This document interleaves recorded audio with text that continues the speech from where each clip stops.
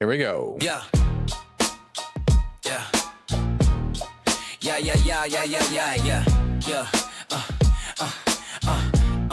Shake it, but get pointing out all the lies. Putting the scripture right in your eye. The Bible guy. He reads Hebrew and Greek and shows you that your book's not unique.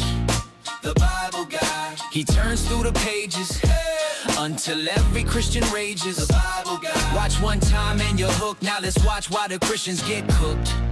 The Bible guy.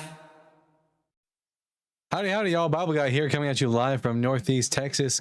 Guys, I totally forgot that I wasn't going to be going live on Jovan Bradley's show today because Jovan is in DC and still in DC. So we're not going live on his show today. So instead, you're just going to have to settle for a regular run-of-the-mill Bible Guy episode. I hope that's okay with everyone. But here we are. Everyone, make sure you're tapping that screen.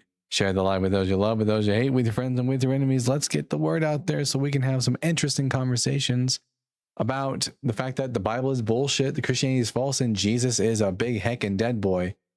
How are we all doing today?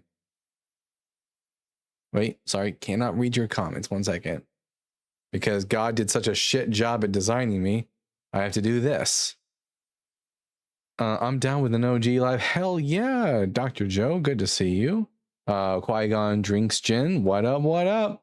Also, I just got some pretty shitty news. But before the shitty news, from at NB with the $2. Happy Pride Month, Yowie and Yuri Power. Thank you so much, NB. Happy Pride Month to you too.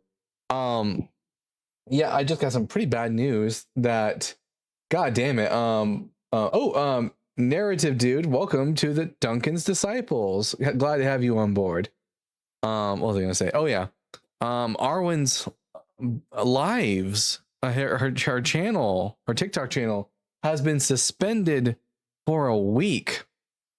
But I'm gonna try and do something to remedy that. I'm going to see if she wants to. I'm gonna give her my login info for my main account, so like, you know, so that she can go live doing her regular debates, but on my channel. So if you see me going live and it's not me and it's Arwen, that's why. We'll see what she thinks about that. What they hit her for, no idea. I just found out and I just messaged her back. She's at work right now, so she can't respond as readily. But you know, we'll find out what it is they got her for, but we're not gonna let that stop us. I've got 2 accounts and she's got 2 accounts, so you know. Anyways, debates only or study Bible? Debates. We are doing debates today. The Bible is bullshit, Christianity is false, Jesus is dead. Everyone tap that screen like Jonathan wanted to tap King David. Tap that screen like the Romans tapped them nails into Jesus. At least she's busy this week. She's always busy. She's a very, very, very busy lady. All right. Yeah, and also secondary good news. I've been getting in a lot of more exercise in the past few weeks. I've been going on a I've already done my deconstruction journey. Now the next thing I'm deconstructing is my belly fat. So I've already lost 4 pounds since I started eating healthier and exercising. It's great. It gets easier every day to move myself. I'm very happy about that. Dr. Joe, thank you for sharing the live. What's up with the burning? I'm in hell. That's it. Just in hell. This is just Texas. It's hot as hell here. American Born says, I just subbed to Arwen on YouTube. Thank you so much, American Born. Much appreciated.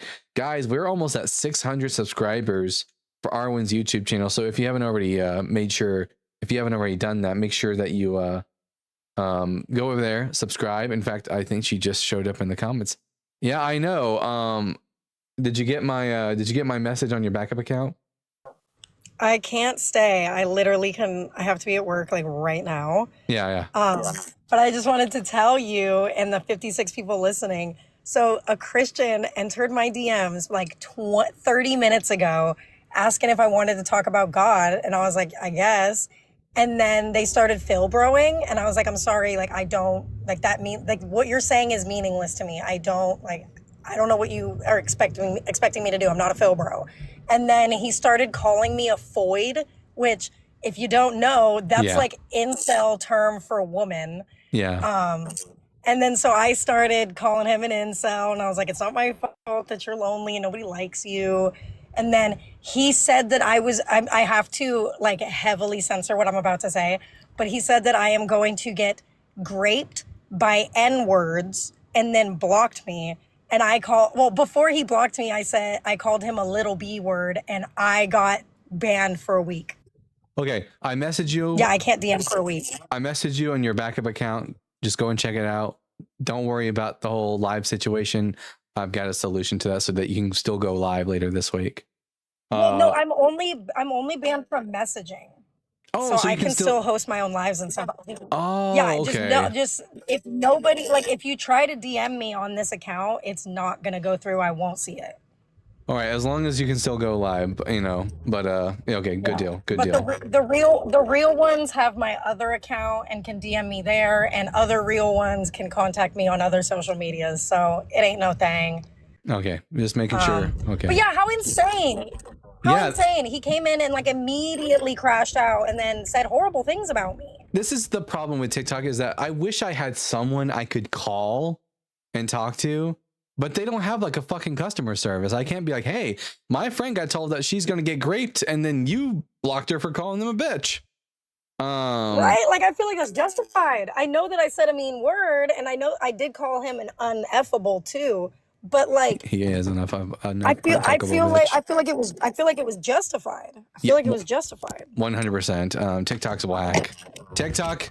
Right? And how fun is it that all those like weird little Christian freaks, like you just know that they're extra freaky and weird when they refuse to come up on your panel, but they'll DM you anyway. It's like shit's about to get weird. Absolutely. Well, I'm glad you can still go live. So you can just disregard my last message. But anyways. Oh yeah. Okay, yeah, no, it's just if I couldn't go live, I wouldn't even be able to be here right now. Good point. I didn't even think about that. Yeah. W to Arwen but I was supposed to be at work 3 minutes ago, so I'm about to go do all that. Get to work. Go get to work. All right. And I will also get to work. So here we go. We're gonna bring up Luminance. Luminance, are you at least 18 years old? Yes. And what pronouns do you go by? Nothing right now at the moment. That is I amazing. guess if you wanna, is there such thing? Can I do that? Can I make my pronouns unknown? No. It can't be. It has to be. Okay. How about he, him? Does that work? All right. And are you a Christian? Sort of. Yeah. I'm kind of new to the faith, and I saw your page and I was curious because I've been, jumping around, asking questions, trying to get an understanding of the Christian faith and all that. And I thought I'd have a couple questions because I assume you probably talk to a lot of people. I do talk to a lot of people. So I'm Dalton, the Bible guy. I think the Bible is bullshit, Christianity is false, and Jesus is dead.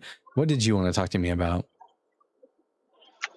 So I assume you probably talk to a lot of angry Protestants that would consider themselves Christians and Catholics and Orthodox. I talk to all flavors of Christians. How do you deal with Eastern Orthodoxes that have apostolic succession in church history?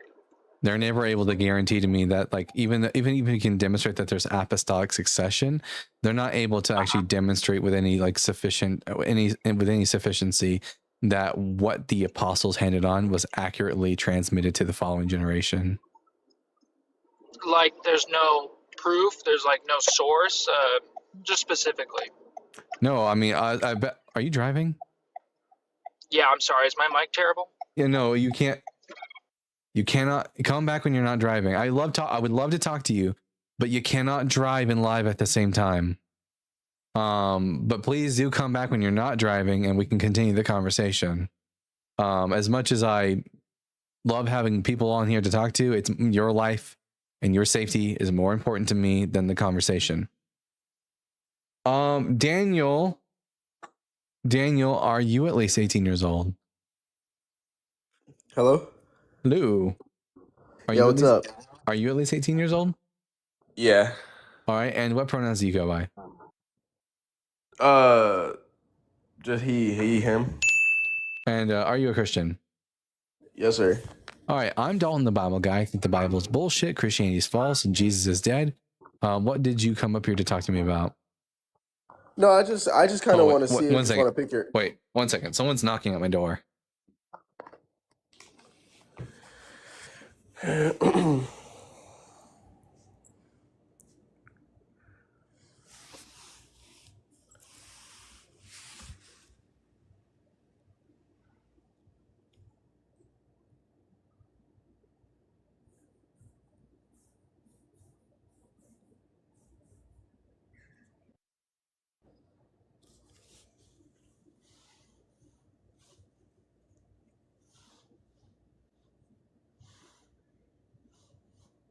All right.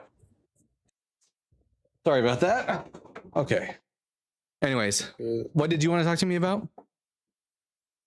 I just kind of just want to pick your mind as to why you think the Bible is not accurate, how Christianity is false, and why do you think that Jesus is dead? I think the Bible is bullshit because it has internal contradictions, scientific and historical errors. I think Christianity is false because Jesus didn't fulfill any messianic prophecy, and Jesus is dead because I've never been given any evidence that he's alive. You said that. Wait, can you say that one more time? You said that the Bible has a lot of internal contradictions. May I ask, like, what?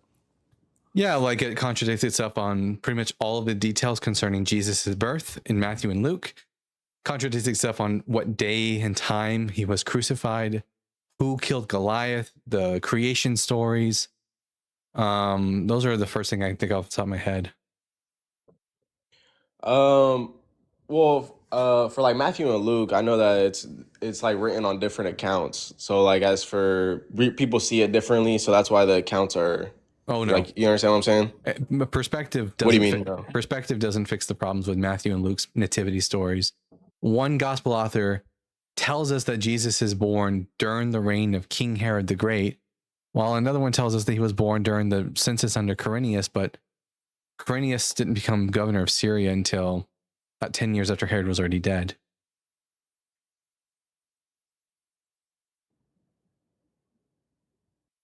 What Bible verse is that? Matthew chapter 2 verse Or is 1 that and Matthew 2:1 and Luke 2 1 through 2. Let me see. And then why do you think that Christianity is false? Because Jesus didn't fulfill any prophecies from the Hebrew Bible about the Messiah, thus he's not the Messiah.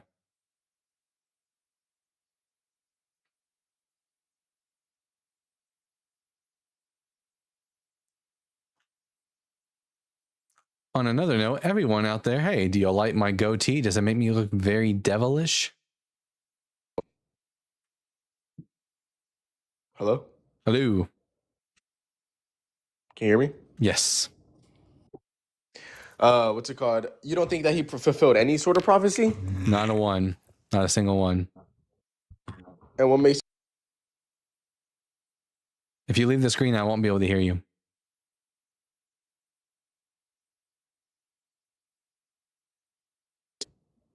my fault? I was trying to go through my Bible app. I have a Bible open. I'm just kind of confused as to why you think that Christianity is false. Do you think this about other religions, or Well, is it like, just Yeah, Christianity? all religions are false, but like Christianity specifically is false because the central claim of Christianity is that Jesus of Nazareth was the Messiah, the Christ. And in order to be the Messiah / Christ, you Correct. need to fulfill prophecies from the Hebrew Bible about the Messiah. And Jesus didn't fulfill any of them.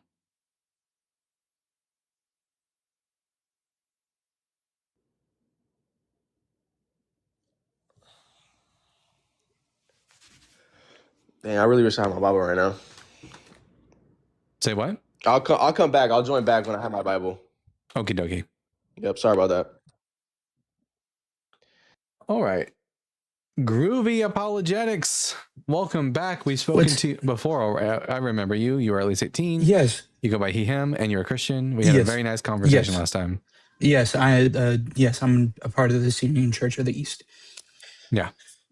Yep. What I forget what prophecies we talked about last time. It was, I know we touched on Isaiah 53. Yeah. And then we like double dabbled into Psalms a little bit, if I remember, right? Yeah, probably Psalm 22. Yeah, it was Psalm 22. The suffering, yeah, because we touched on the suffering servant, and then the piercing, and then you said something about the Hebrew word wasn't actually piercing. Yeah, correct. The Hebrew word for pierced Yeah, being dakar doesn't occur in Yeah, Psalm yeah. 22. Yeah. So do you, when, and just so I can, have you, and I just want to ask this question, have you ever looked into the is it the historical reportage model? Have you ever looked at that at all? No.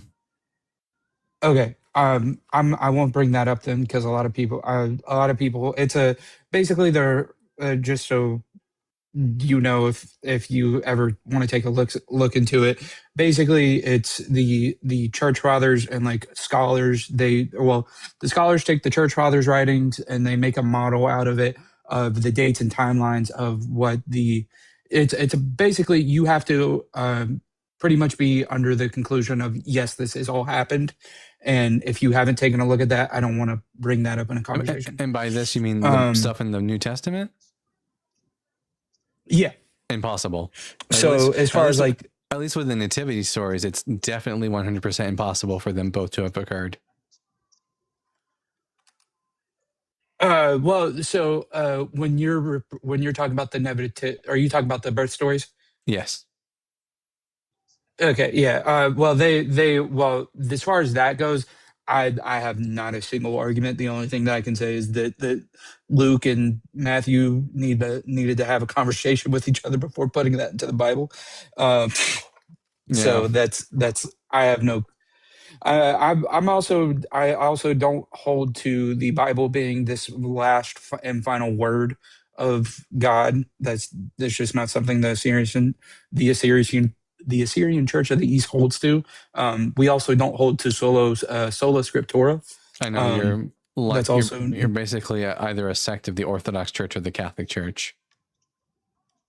Yeah, technically I fall under the you're one of the technically it falls under the Oriental Orthodox. Yeah. But so I also wanted to touch on, so what is your opinion on the Micah 5:2 prophecy, where it foretells the Messiah will be born in a small town? Well, it doesn't say anything about anyone being born in Bethlehem, does it? But you, thou, O Bethlehem Ephrathah, though you be little among the clans of Judah, yet from you shall come forth one from me, to who is to be ruler in Israel, whose origin is from ancient days. It only says that this person comes forth from Bethlehem. And even then, Bethlehem here is probably not a reference to the village itself, but to a lineage, because it doesn't say you are one of the little villages of Bethlehem, but one of the clans, one of the smallest clans of Bethlehem. This is probably in reference to the Davidic lineage, that a ruler shall come forth from the Davidic lineage, and the Davidic lineage is of old, from ancient days. Okay, so you still don't believe that like has any hold to as far as that goes? No, because Jesus was not a Moshad Yisrael, a ruler in Israel. Mm. So, okay, yeah. And then, see, I come up here every single time and I just try to pick your brain about things, and it's very interesting. I just, to be fair, I don't come up here to, as far as like changing people's minds. I just enjoy picking people's brains because it gives me new topics to talk about with myself and research, and opens up my mind a little bit more. So as well as I'm trying to think of another prophecy off the top of my head.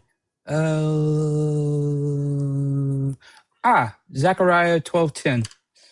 Yeah, they shall I look to think me. that's They shall look to me that's concerning. the one where. They shall look to me Go concerning ahead, him finish. who. Yeah, they shall look to me concerning him who is pierced, and they will mourn for him as one mourns for an only son. But did you read Zechariah 12:1-9? No, but we can go over it if you'd like.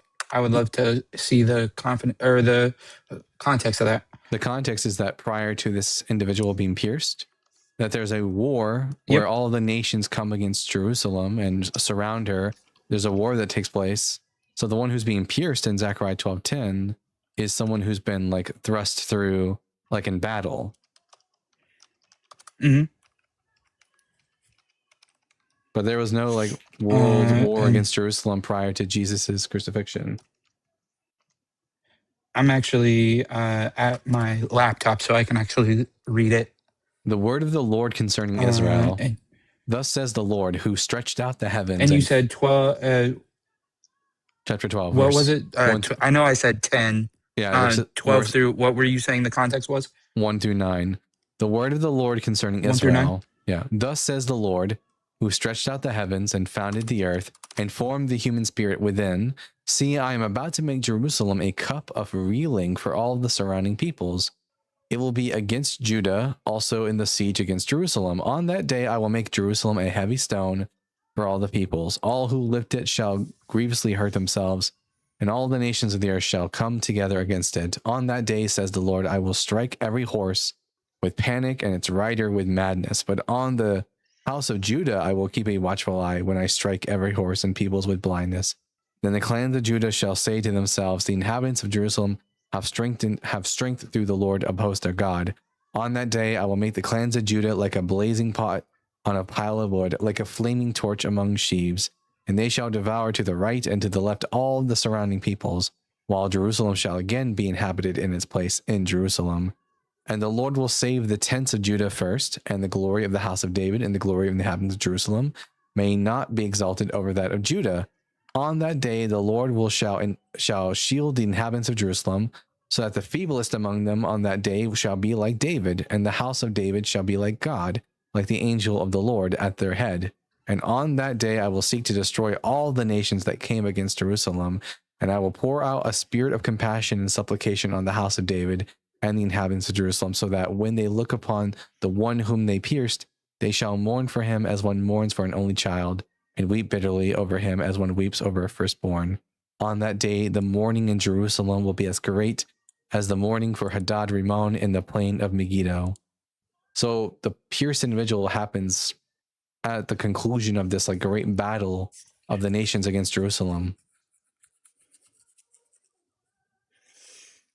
Okay, so who do you, because they do consider, like, I know Jews also consider this a prophecy in general, not like a not even just Christians. So what do you think this is like from, because I know you said that you were a Jew after you left Christianity. I practiced, I wasn't a Jew, I practiced Judaism. I was a Noahide. Oh, okay. Sorry, I didn't, my apologies. But you practice Judaism. What is that? What is this from that? Because I know they consider this also a prophecy. What is that about then? If it's not about Jesus, what is it about? It's about a future day when the nations are going to surround Jerusalem and make war against her. And then either one or many, depending on whether or not the individual in question is representation of many, or if it's just a singular individual, will be thrust through, pierced, stabbed, if you will, as a result of this battle. And then the nation of Jerusalem will mourn for him. Interesting.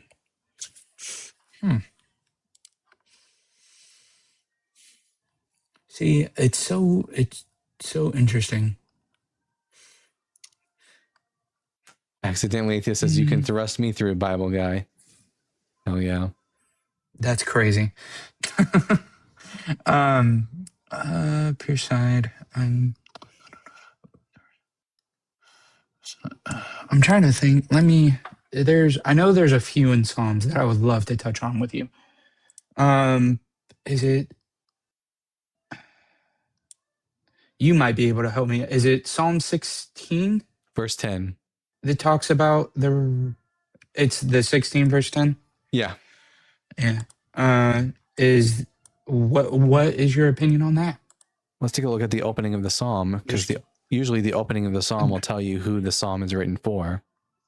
So let's take a look. Yeah, I will. Psalm 16:10.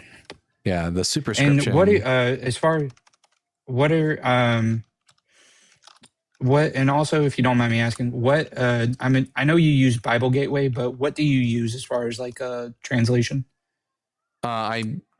I know Hebrew well enough that I don't usually have to rely on a translation, but if I do use a translation, I'll either use like the Revised Jewish Publication Society 2023 edition or the New Revised Standard Version Updated edition. Gotcha. When it comes to the Old Testament, I trust the RJPS 2023 over the NRSV UE. Gotcha. Okay.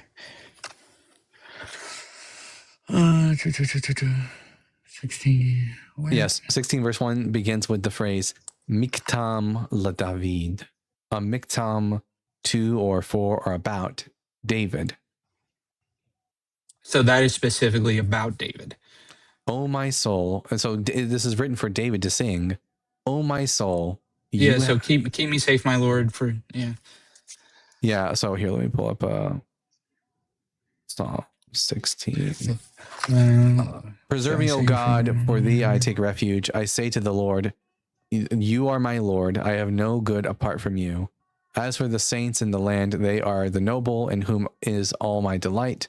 Those who choose another God multiply their sorrows. Their libations of blood I will not pour out, or take names upon my lips. The Lord is my chosen portion and my cup. You hold my lot. The lines have fallen from me in pleasant places. Yea, I have goodly heritage. I bless the Lord who gives me counsel. In the night also my heart instructs me. I keep the Lord always before me, because he is at my right hand. I shall not be moved. And therefore my heart is glad and my soul rejoices. My body also dwells secure. For you do not give me up to Sheol, or allow your Holy One to seek the pit. You show me the path of life, and in your presence is the fullness of joy. At your right hand are pleasures forevermore. The person in question isn't someone who died and went down to Sheol. It's someone who was kept from death and kept from going down to Sheol.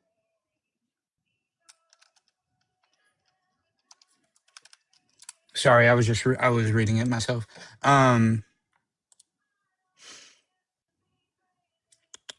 So therefore, my heart is rejoices. The dead. So you don't. So you do not. So when you don't believe that this is talking about somebody who is deceased. No, this person doesn't die. In fact, it says here, Kilo ta'atzov nefshi la sheol. You do not give me my soul over to Sheol. And I do not, and he says, and you do not let your Holy One see the pit.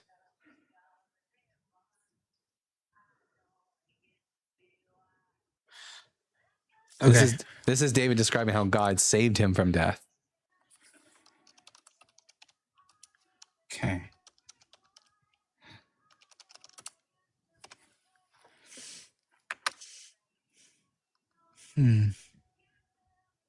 So even see, it's so weird. Hold on. Let me see. What is the which translation do you use again? I'm so sorry. If I use an English translation for the Old Testament, I prefer the Revised Jewish Publication Society 2023. Oh no. Okay. I'm getting a call from work. I'm so sorry that I have to go. I'll be back in like probably about 15 minutes. Okie dokie. For everyone else who wants to, if you're ever debating a Christian on the prophetic nature of the Psalms, just remember that the superscription of the Psalms in the original Hebrew will usually tell you who the Psalm is written to or about. While your English Bible might say something like a Psalm of David, which makes it sound like it's written by David, the Hebrew actually says Mizmor or Miktam, because those are two different kinds of poetry. Miktam la David, and the preposition lamed indicates to, for, about, or concerning, and never by. So the Psalms were written for or to and about King David. Probably meant they're about King David as the subject, or written for David for him to perform. Either way, generally David or Solomon or someone like that is going to be the subject of the psalm, and they're not prophetic in nature.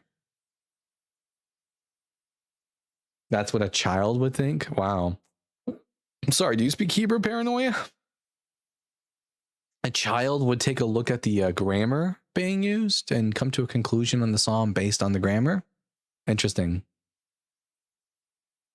Well, you know what it is. Yes, this religion is what a child would think, says Nini Baba. On point, Nini Baba. On point. Is the live tweaking right now? Here. Maybe if I had a little bit less blame going on. Here, let's see. Gotcha. Let's see. Your guest box is bugging? Is it? Contra Deity, howdy partner. Long time no see. I feel like it's been forever since we talked.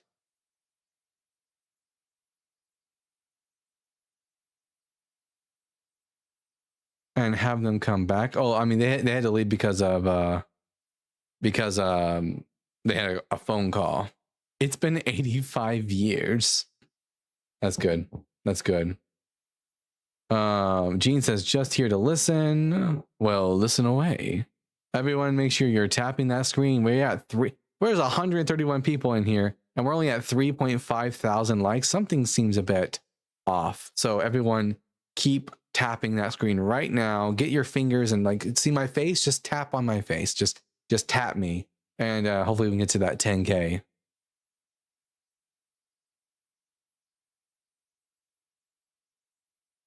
Guest rocks keeps appearing and disappearing. Maybe here I'm gonna do a quick restart on TikTok, and maybe that will fix some of the problems. So everyone, just hold on up. We're just gonna do a quick restart.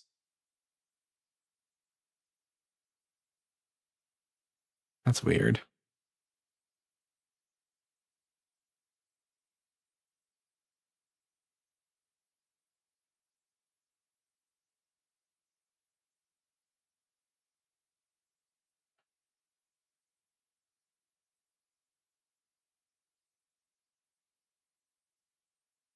You are the music in me. It's like I knew you before we met. Can't explain. Ain't no way. I thought of words I never said, and it was easy, 'cause you see it in me. As I am, you understand, and that's more than I ever had. A single voice above the noise. It's like a common thread. You're pulling me. When I hear my favorite song, I know that we belong. Oh, you are the music in me. Yeah, it's living in all of us. It started here because you are the music in me. Na na na na, yeah. Na na na na, yeah, yeah, yeah. You are the music in me. All right.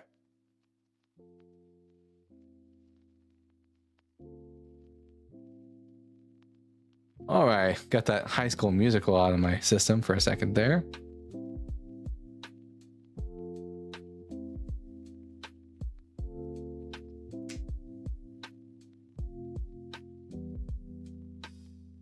Had to stop that before I got copyright striked. Disney is, something else. Contra Deity just said boobs in the comment section. Lovely. I love how much you contribute to this live, Contra. Yes, boobs all the way. All right. We got here Bird. Bird, are you at least 18 years old?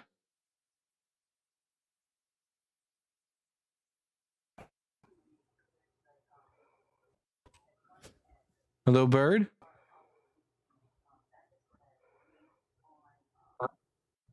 Hello. Hello. Are you at least 18 years old?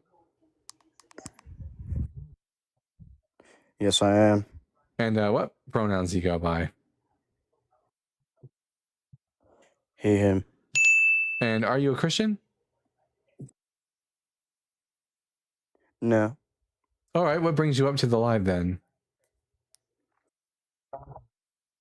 You're a Satanist. That's what you are. And I will eat your soul. See, I told you guys, he's a fucking Satanist. Don't listen to this guy. Don't listen to this guy. See? What does it matter? You don't believe in God. You're not a Christian. Even if I was a Satanist, which He's I'm a not. Satanist. Because Can you name me any of the 7 tenets of the Satanic Temple? you're a Satanist goober. Anyways, what Bud. That's what you are. what a silly person. Anyways, okay, Jay, are you at least 18 years old? Yo, how's it going? Yes, I am. I'm 21. And what pronouns do you go by? He, him. And are you a Christian? No, I'm not. I actually just kind of wanted to like ask you about like what arguments. Like I wouldn't say I'm like a full. I definitely think there's no proof of God. I'm agnostic, atheist, or whatever. But I was just wondering if you know of any arguments, because I have like a bunch of religious friends and we like to debate like cordially about it. Like, is there anything you know of in the Bible that kind of like proves that it's false? Because obviously it's like annoying to go back about the, well, who created God stuff. So I mean, like in the literal biblical text, like what do you think some of the strong arguments are against it being like real? Well, If that makes sense. I'll tell you this: there's no singular argument that just like completely destroys the Bible, because in reality, the Bible isn't a singular text. It's just a collection of works. Each book is its own book, its own author, and needs to be, disabused in and of itself. But like, I think that Jesus not fulfilling any prophecies from the Old Testament is pretty good. Is pretty good for getting rid of the New Testament as a whole. And that we don't have any evidence for like the Exodus or Abraham or anything from the book from the Pentateuch, is pretty much disabuses the entirety of the Old Testament. So I would go with something like that. Wait. Did you used to be a Christian when you grew up or anything? Yeah, I grew up Protestant, practiced Catholicism at one point, and then Judaism. And I'm just curious, did you have like a moment where you like realized it was bullshit? Like maybe you'd been like kind of thinking it, but there was like a moment that like the blanket ripped off you? And you were like, holy fuck, that was bullshit. I had to wrestle with some problems with the Bible. The fact that the Bible was a flat earther book, and I had to deal with that. And once I realized that the Bible definitely taught the flat earth, I had to just, I came to the conclusion that it was like obviously mythology. That and I was learning all kinds of things about like the origin of Yahweh and the Canaanite origins of Judaism. And it became quite clear that this was just another myth. Yeah. No, yeah. I mean, yeah, I kind of just wanted to hop up and ask you that question. Thanks for having me on, man. Happy to have you up. You have a good day, bud. You too. All right. Let's see. It's like asking, how can I prove the Spawn comics aren't representative of reality? Yeah. Well, sadly, there's a lot of people who believe in this, which makes it a little bit different than Spawn. If you want to piss people off, just do less work. Wait, what? I already do less work. I don't even have a real job. I have this as my job. I don't know what you're talking about, bud. By the way, black holes are evidence that Peggy created the universe. The universe is finely tuned for black holes. That's only true under Peggy as the true goddess of the gaps.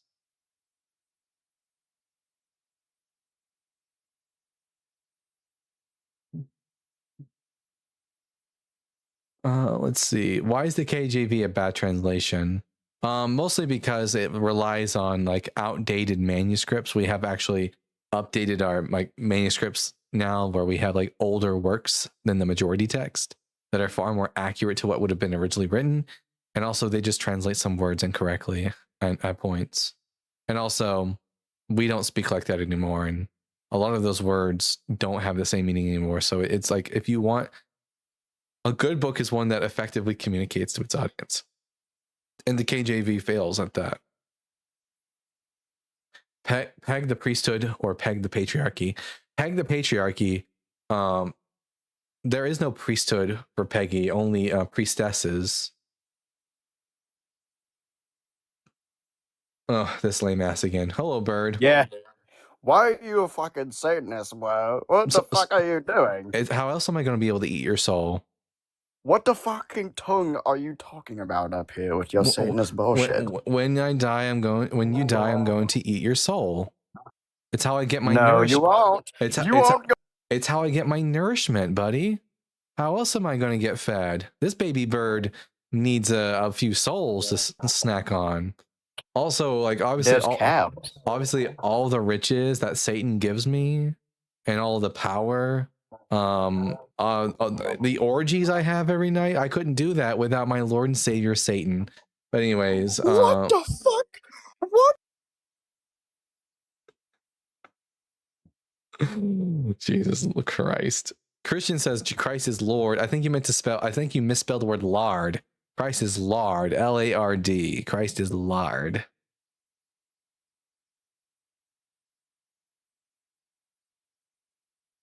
Let's see. He takes them like the 10 Commandments and 7 deadly sins. All right. Benjamin Batticini, are you at least 18 years old? Yeah, dude. Been here before, bro. I talked to a lot of people, so I just got to do the same thing with everyone over and over again. And the pronouns you go by are he, him. And Christian or atheist? I'm a Christian. Right. Okay. Benjamin, you know me, Dalton the Bible guy. What brings you up?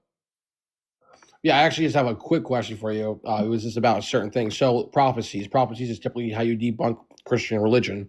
It would be your most like I noticed that the most. How do you feel about with 2 Samuel? I believe it's 2 Samuel 7, verse 14, 12 through 16. Yeah, that's about Solomon. Okay, now what does it say? You have it there handy with you. I'm actually out right now, but yeah, here, let me pull it up. Yeah. Okay, let's see. 2 Samuel chapter 7. We'll start in verse 12.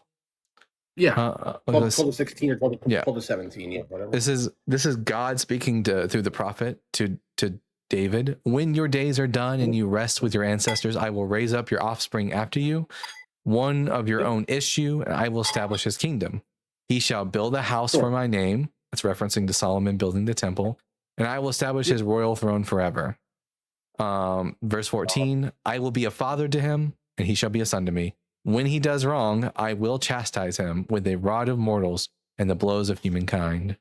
So, yeah, this is about King Solomon. I was going to ask you, so the Hebrew of that, is there any major discrepancies in the Hebrew?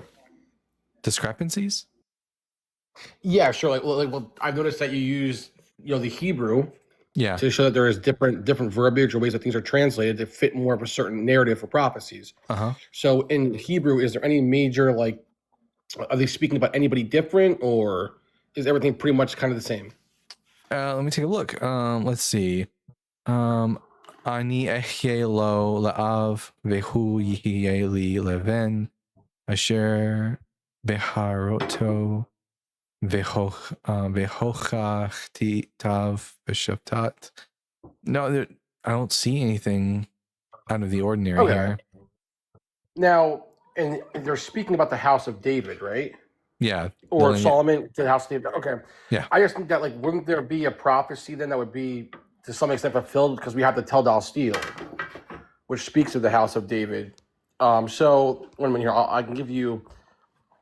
Well, I'm sure you've heard of the Tel Steel before. I would say this prophecy failed because it says about, it says here, et kise malchuto ad olam, I will establish his royal throne forever. but the lineage of the kings and stuff like that, they ended up dying off. Right, but it says right, but it does say after that he will do what? He will chastise, right? Yeah, that's referring to that's referring to when he punished Solomon for turning away. And is there any biblical evidence that David, to some extent, turned away? No, not David, Solomon. I will be a father to him. This is God speaking to David, talking about his offspring. I will be a father to him, and he shall be a son to me. That's referring to Solomon. And when he does wrong, I will chastise him with the rod of mortals, which is, if you know the story of Solomon, he started off righteous, and then he went down the bad path, and then God chastised him. Okay, now Second Solomon. When was that? When was Solomon between Solomon and Psalms? There is. Hold up, 1 second here. The reason I'm asking is just because the house of David, if I remember correctly, here was the house of David established prior to Solomon, or was it after? Prior. It's established by his father David. The house of David refers to David and his progeny. So Solomon, and then Solomon would be the immediate successor of David, and then you have Solomon's son Rehoboam, and it goes on and on and on until like Jeconiah at the Babylonian exile. All right, Dalton. Fair enough. I'll come back in a little bit. Okay. Thanks, Sid. Alrighty then. Pretty good stream so far. Lots of good questions. Lots of good back and forth. No, not a lot of people except for that one weirdo, whatever his name was, crashing out. Otherwise, pretty good stream so far. I like it. I like it a lot. How are we all doing today? Jesus didn't fulfill any prophecies. Next. Yep. St. Brianna. Precisely. Anyways, back to the music.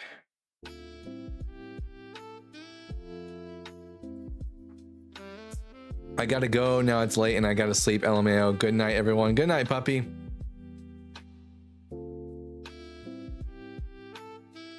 Guys, I'll tell you a funny story. We had a fella who showed up on one of my lives recently, and their name was Nate.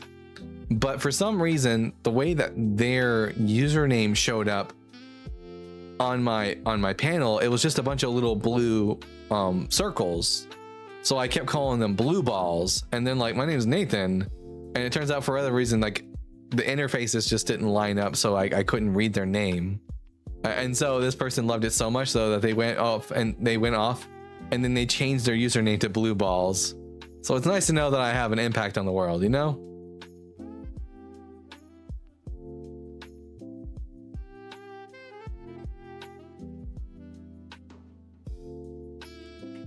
It's 4 p.m. here. It's almost 4 p.m. where I'm at. I guess you're living in CST time, St. Brianna. The funny thing is, even if a prophecy was ever fulfilled, it still wouldn't support the existence of God. No, it would depend. If we got a number of prophecies being fulfilled by a person, then it would convince me that Yahweh existed if someone was actually the Messiah. EST is the superior time zone? No, Central is. We're at the center of all things.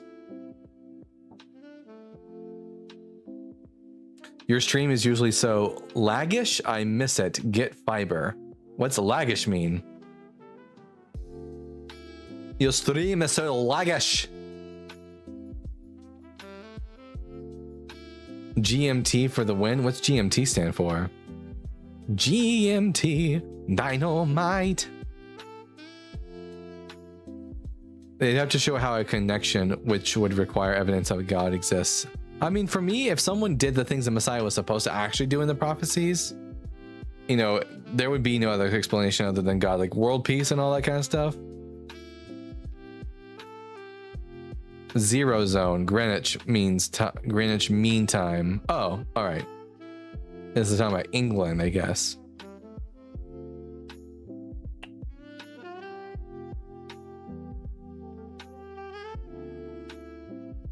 Found you to Jovan in the line. Well, I'm happy to have you here. How to rule an asteroid? Glad to have you here.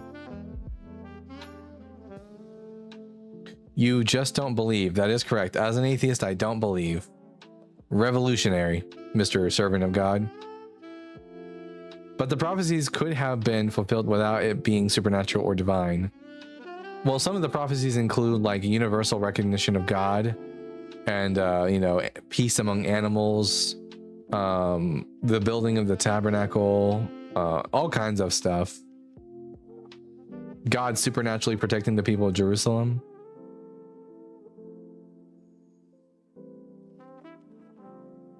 I'm just saying, Christians, if you're out there, I would be convinced that God existed if Jesus was actually fulfilling prophecies. Well, you need to believe and have faith? No, I don't. You need to give me a reason to think that that's even like something I should do. Faith is completely useless to anyone who's interested in believing in true things. But you're more than welcome to call on up, Mr. Servant of God, and we can have a conversation.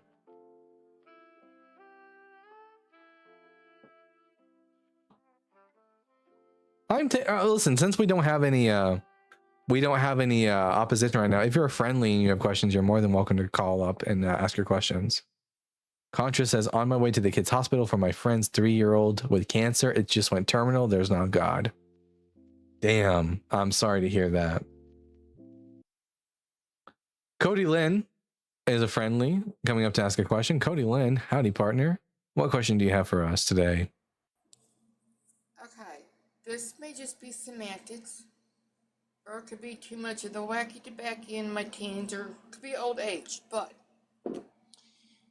why do they not consider Jesus a Nephilim? Oh, because he's not, like, in order to be a Nephilim, you have to be like the physical offspring from a god and a human having sex. Or in Christian mythology, it's updated so it's like the offspring of an angel and a human. So the actual sex part has to, okay. Yeah, and in Christian mythology, updated, yeah, and also in updated Christian mythology, it has to be the offspring of an angel and a human.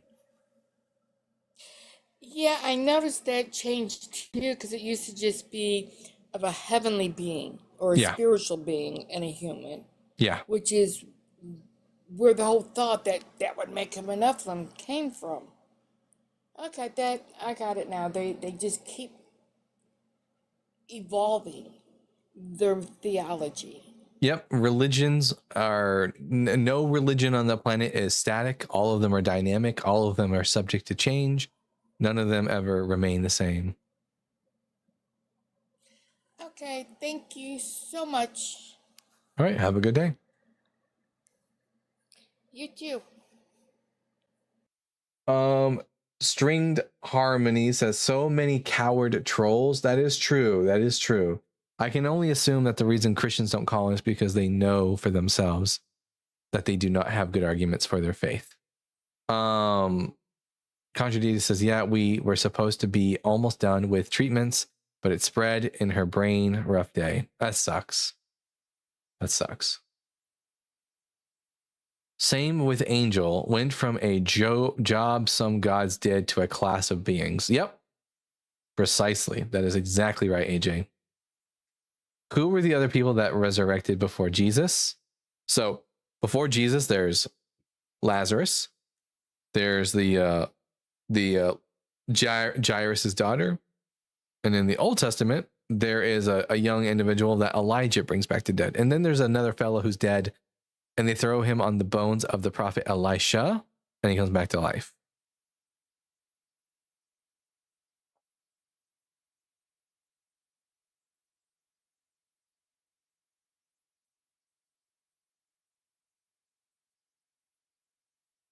Who's using ChatGPT in the comments section to debate?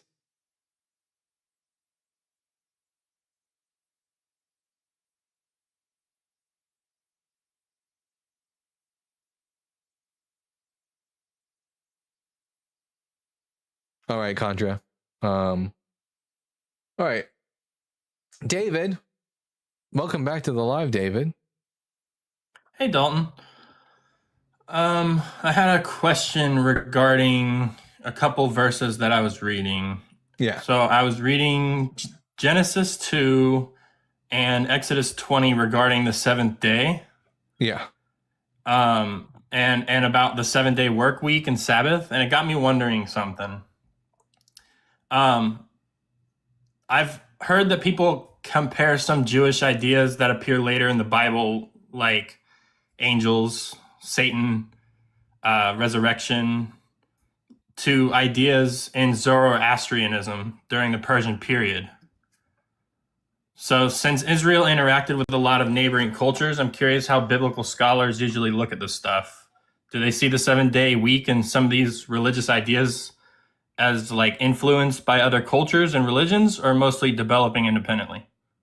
So all those Mesopotamian people groups were influenced by one another. It was the Babylonians who came up with the 7-day work week. And the reason they came up with the 7-day work week was that 7 was a holy number for them. Why, you might ask? Well, because of Babylonian astronomy. So eventually, astronomers started to notice a long time ago that, while most of the stars were moving in a singular direction, in a singular pattern, there were a few stars in the sky that were sort of wandering about. They weren't following the same orbit as the rest of the stars. And funnily enough, the Greeks would go on to call these wanderers, or in Greek, planetus, because, these stars aren't actually stars; they're planets. The planets that they started noticing in the sky, moving about, were Venus, Mercury, Venus, Mars, Jupiter, and Saturn. And then on top of that, they had the sun and the moon as other celestial bodies. So there were these 7 celestial bodies that also correlated with different gods that were wandering the sky. So 7 became a very special, sacred number to the Babylonians. And of course, that idea was shared amongst the Canaanites and other groups, which would include the Israelites. Okay, so you think that later Jewish ideas about those things were because of their interaction with surrounding cultures? Yeah, it's probably that the Israelites, who were just another group of Canaanites, already had a 7-day work week because of the work of the Babylonians, and it was already an established idea in their region of the world. So they just were using an already established calendar system. Okay, what about ideas of a stronger dualism between good and evil, and angels and demons with their more defined roles? Do you think that these types of things might have come from another faith like Zoroastrianism? Yeah, in fact, there are a lot of scholars do suggest that sort of dualistic perception of the world, of the ultimate good and the ultimate evil, came from Zoroastrianism. In fact, some scholars think that the author of Isaiah, of Deutero-Isaiah, was attempting to combat the growing integration of Zoroastrian ideas, because they have Yahweh saying in Isaiah 45 verse 7, I create the light and the darkness, I make good and evil, I the Lord do all these things. And this is in the same sort of passages where he's I'm the only God. The author is really trying to fight against this idea of dualistic understanding of the world, but eventually it just won out, because if you once God becomes more transcendent, and Greek philosophy starts to infiltrate, the Jewish people, and God becomes known as the perfect good and the omnibenevolent God, then you need a way to explain all the evil in the world. So you thrust all the evil onto a different deity, which is the Satan figure. Interesting. Okay. That helps me out a lot, Dalton. I'm going to add this to my notes. Happy to help. Someone in the comment section is making lies up about me in her. Yeah, I saw that. Poop hole. What minors am I following, my dude? I know that there's that one band that I follow. Those kids, pretty good singers. But no, I'm not a priest, and we don't like we don't like talking to kids on this app. So nice try. Maybe look in the mirror. That's a good one. Yeah, maybe look in the mirror, Mr. Poop hole. Anyways. 666. Yeah, by the way, I have 600. I'm following 666 accounts right now. Love that. Nice. All right, well, I'll get you back to your show, Dalton. I appreciate your help. Happy to help, David. Hi, team. Hey, bud. Hey, brother. How are you? I'm doing fantastic. It's a pretty good Wednesday. I was gonna go live with Jovan today, but he's still in DC. So instead, it's just us here in hell. It's us. Well, it's funny you say that we're in hell because I'm waiting outside of Sephora for my girlfriend. Oh, I've never been to Sephora. Who knows? Maybe I'll like it. I don't know. I think I could probably do with a little bit of a touch up on my face. Probably. We'll bring up another friendly since we're not getting any opposition right now. Tiny, howdy, partner. What's happening? It's funny. I've actually I've had the pleasure of meeting Big Science. Tidy's opposition. Big Science? Yep. You know that's Yodi, I think. Have you met Big Science, Tidy? Yeah, there's a profile that's big_science, and it's my friend Yodi. What? Wait. What is this comment now? All 114 people can see what you sent for. Yeah, her name is Arwen, or All Aware. That's who I sent for, 100%. Man, this person is really sad. Hey, Dalton, are you using burn cream? I'm so lathered up, you have no idea right now, Colty. Cake says, I sent for Arwen too. Hey, Dalton, yes, everyone should send for Arwen. Yeah, what's up? Do you know what the internal temperature of a tauntaun is? A tauntaun, which the thing from Empire Strikes Back. Yeah, the internal temperature is lukewarm. Oh, wait a minute. I guess. Yo, that's hilarious. That's great. Okay, Blue. How old are you? I'm 20. And what pronouns do you go by? He, him. And are you a Christian? I am, yeah. Recent convert. All right, I'm Dalton, the Bible guy. I think the Bible's bullshit, Christianity is false, and Jesus is dead. What brings you up to the panel? Yeah, I think that Christianity is not false. Obviously, I think it's true. And, I just think that the evidence for the existence of God is overwhelming. And then we can get from the existence of God to, I guess, what you might call the truth of Christianity from various miracle claims. All right, where do you want to start? Yeah, I guess we could start from the existence of God. Basically, the argument would be that it is a simple hypothesis that explains very striking facts, and I'll list a few. Psychophysical harmony, psychonomic harmony, nomological harmony, cosmological fine-tuning. Whoa. Slow down, bud. Slow down. It doesn't matter. No problem. It doesn't really matter if it provides any answers. The question is whether or not God is real. I can come up with a mythology that gives explanation to things, but that doesn't mean that the thing is actually real.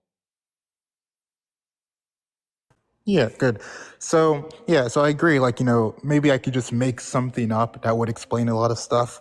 I think that the point is that whether it's a good explanation. So obviously some explanations are bad and then some explanations are good. And I think we can figure out the good explanations using, the tools of Bayesian epistemology.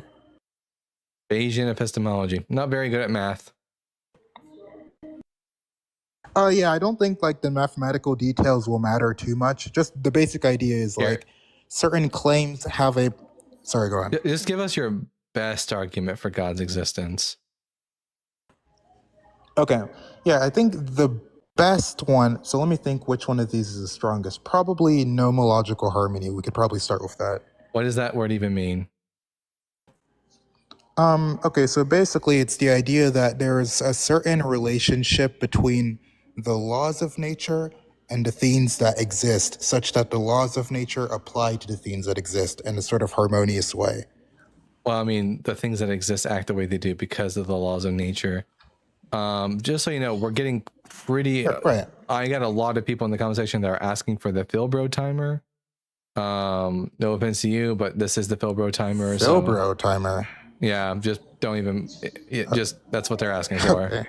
But anyways, so things happen. Well, The laws of nature exist, and they have effects upon nature. How does that get me to a god? Yeah. Yeah, so the idea, so let me just like walk through the argument. So there are a lot of different theories of the laws of nature in philosophy. But the idea is that like the laws of nature sort of apply to the things that exist. So, imagine there is like a law that applies to objects that have mass. It could have been that there's a law that applies to objects that have mass, but only mass exist. And so if that were true, then the laws of nature that exist wouldn't actually apply to the things that exist, and the universe would not evolve. And so it's actually a sort of striking fact that the laws actually do apply to the things that exist. Why wouldn't they apply to the things why wouldn't, like, gravity, for example, which is just this curvature of space-time because of the mass of an object? Why would a god be required for that?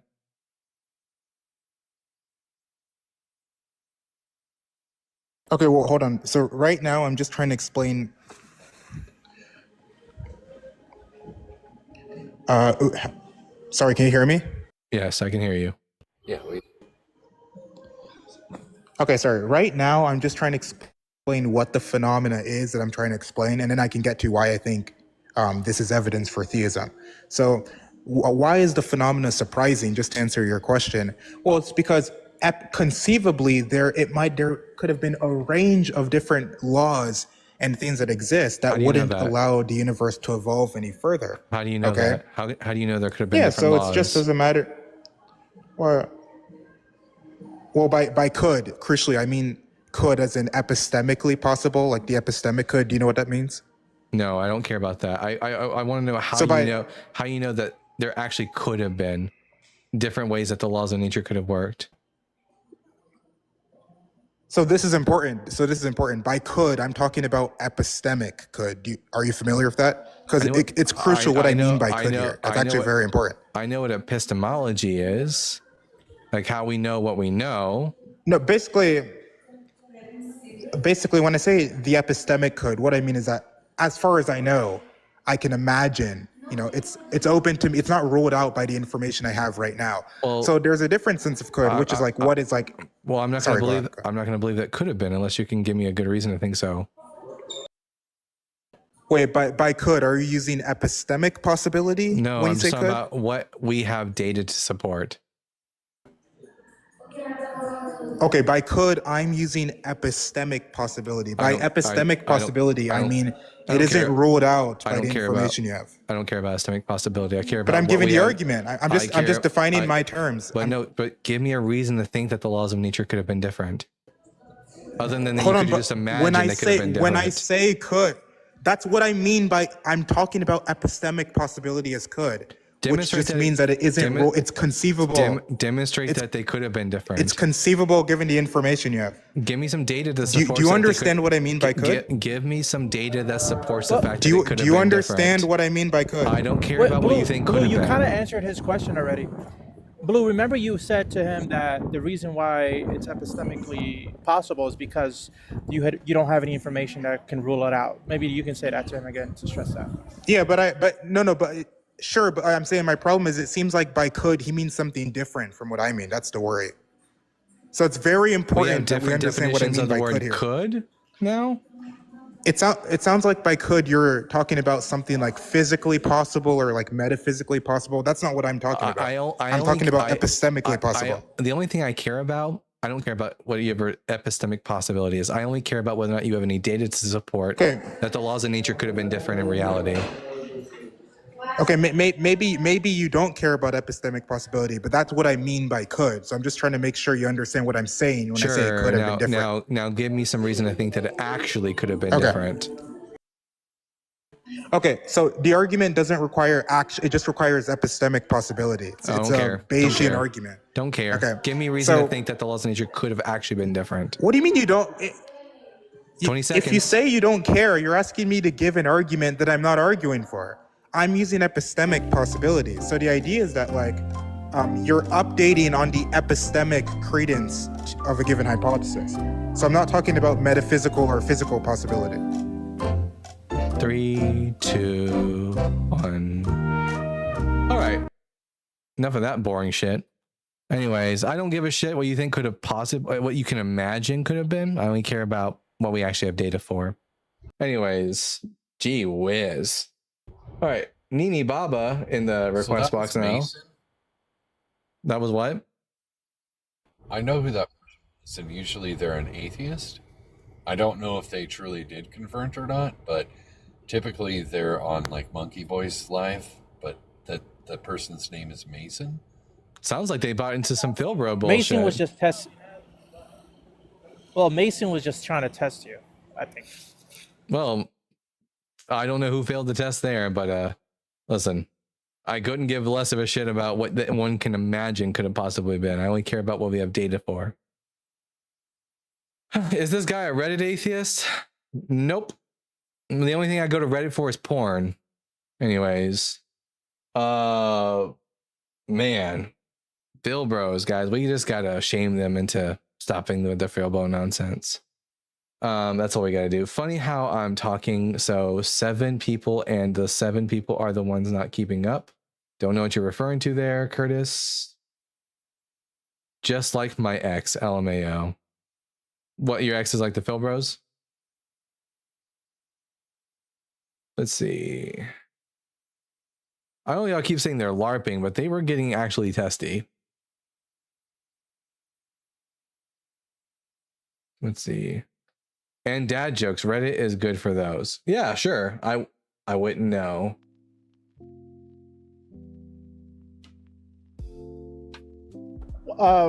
Bible guy, what's your educational background? Did you go to school for religion? No, I get a high school education. I'm in a give 'em hell attitude. I like that. St. Brown says, what the fuck does LARPing mean? Live action role playing. LARP. That's actually one thing I wish that I could do. Like, I actually want to do that, like in real life. It sounds fun. Arwen says W friends. No, everyone say W Arwen in the comment section.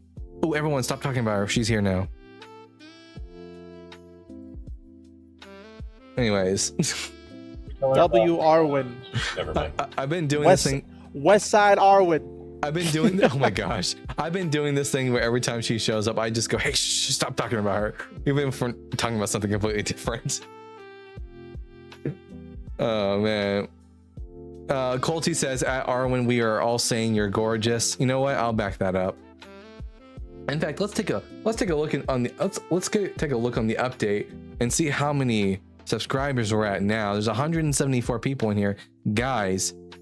It would mean the world to me if all of you would go over to my Linktree, and in my Linktree you will find a link to Arwen's YouTube channel. I don't care if it knocks my numbers down to 20 people right now. If all of you went over there right now to just subscribe to her YouTube channel, that would mean the world to me. And it looks like we're currently sitting at, let's see. Oh, I was gonna say 7,000 subscribers, but no, that's me. 1 second. Switch accounts. We're at 612 subscribers. We were at that's huge. We were at 550 earlier today, so that's fantastic. So I want to keep seeing. And listen, guys, Arwen has videos that come out almost every other day. How do I know that? Because I run her YouTube channel, and I'm making sure to regularly upload content from her YouTube's her TikTok lives every other day. So make sure you're going over there. We got a video right now called Christian Gets Kentucky Fried. He was from Kentucky, that's why I made that the thumbnail. So everyone go over there, watch her content, comment the fuck out of it, tell her that the Bible guy sent you. Didn't she just make her YouTube last week? That's pretty impressive. She did last week and already at 612 subscribers. Did I say 612? I just meant 614 because 2 of you just subscribed. Thank you so much.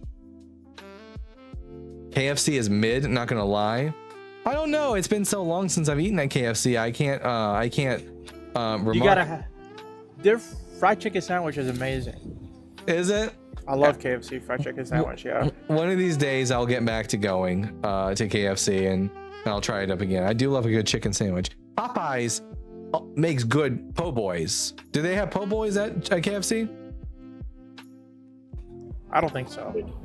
Boo. Okay, I'll just have to have the regular chicken sandwich. There's a place called Hot Chicken Takeover that has the best hot chicken in the world. Hot Chicken Takeover?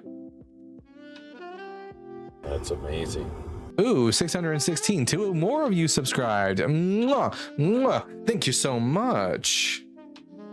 YouTube Punk, if you're in the comments over on YouTube, make sure that you go ahead and put that link in there. And we got a super chat from Oppo saying, well, add Oppo Light with the $9.99. Blue, aka Mason, using your argument for epistemically possible, then you've admitted that it's epistemically possible for you to be a map. Atheists denounce blue people like blue and don't engage. What's a map? Minor attracted person. Ooh, yeah. So yeah, I don't want to hear the word epistemically possible one more time in this live. I'm going to lose my goddamn mind. But Oppo, thank you for the $9.99. Glorp, welcome to the panel. Glorp, I think we've spoken before. What brings you up to the Bible Guy show? Yeah, what's up? Just recognized your thing and then saw that super chat and thought, oh, why not? Well, do you have anything you'd like to talk about? Because I am trying to keep it a low panel today.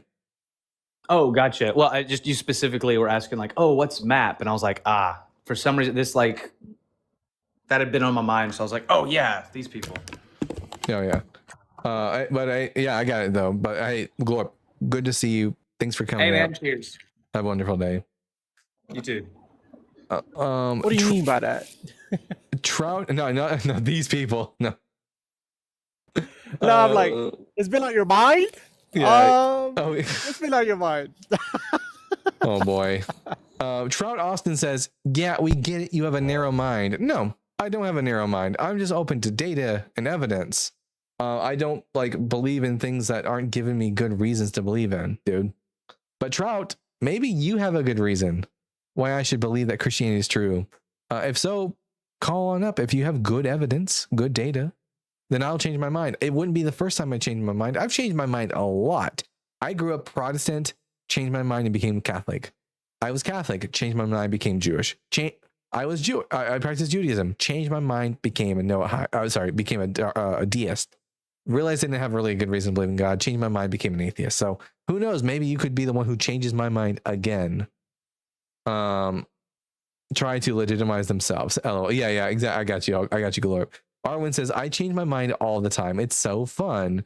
Yeah, little do you guys know, what Arwen does is when she goes home, after her long day working at the USPS, she pops open the cap and she's got a spare brain that she keeps around for when she's at home, and then she changes her mind every day. She's absolute boss. Colty says, I love switching up plans at the last moment. Oh boy, I hate that. I'm super duper. I'll say in a second. We got a guest here. Mercy and Love. I'm going to ask you 3 questions and then we'll get to the conversation. Okay. Question number 1, are you at least 18? Yes. Question number 2, what pronouns do you go by? Sir. Sir is an honorific, not a pronoun. Okay, Mr. Mr. Again, Mr. is also an honorific and not a pronoun. Would you like some examples of pronouns? Yes.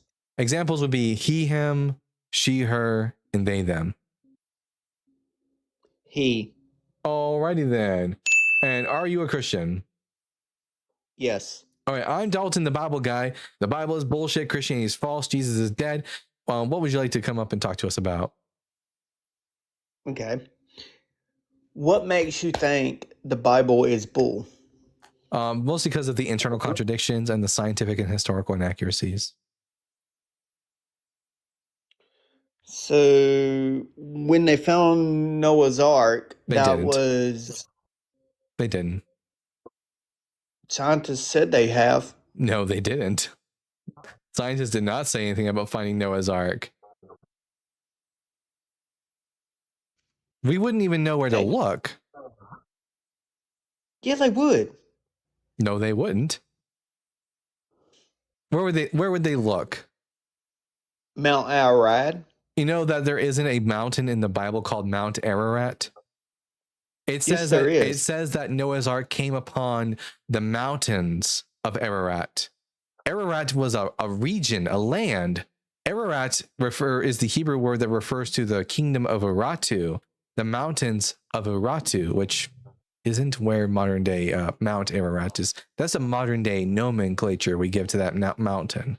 But again, also, I think you're thinking of the Drupanar site on modern day Mount Ararat, but that thing isn't even shaped like Noah's Ark. It's shaped like this, like what a high schooler would imagine a vag looks like, and that is not what the actual ark from the Bible is shaped like.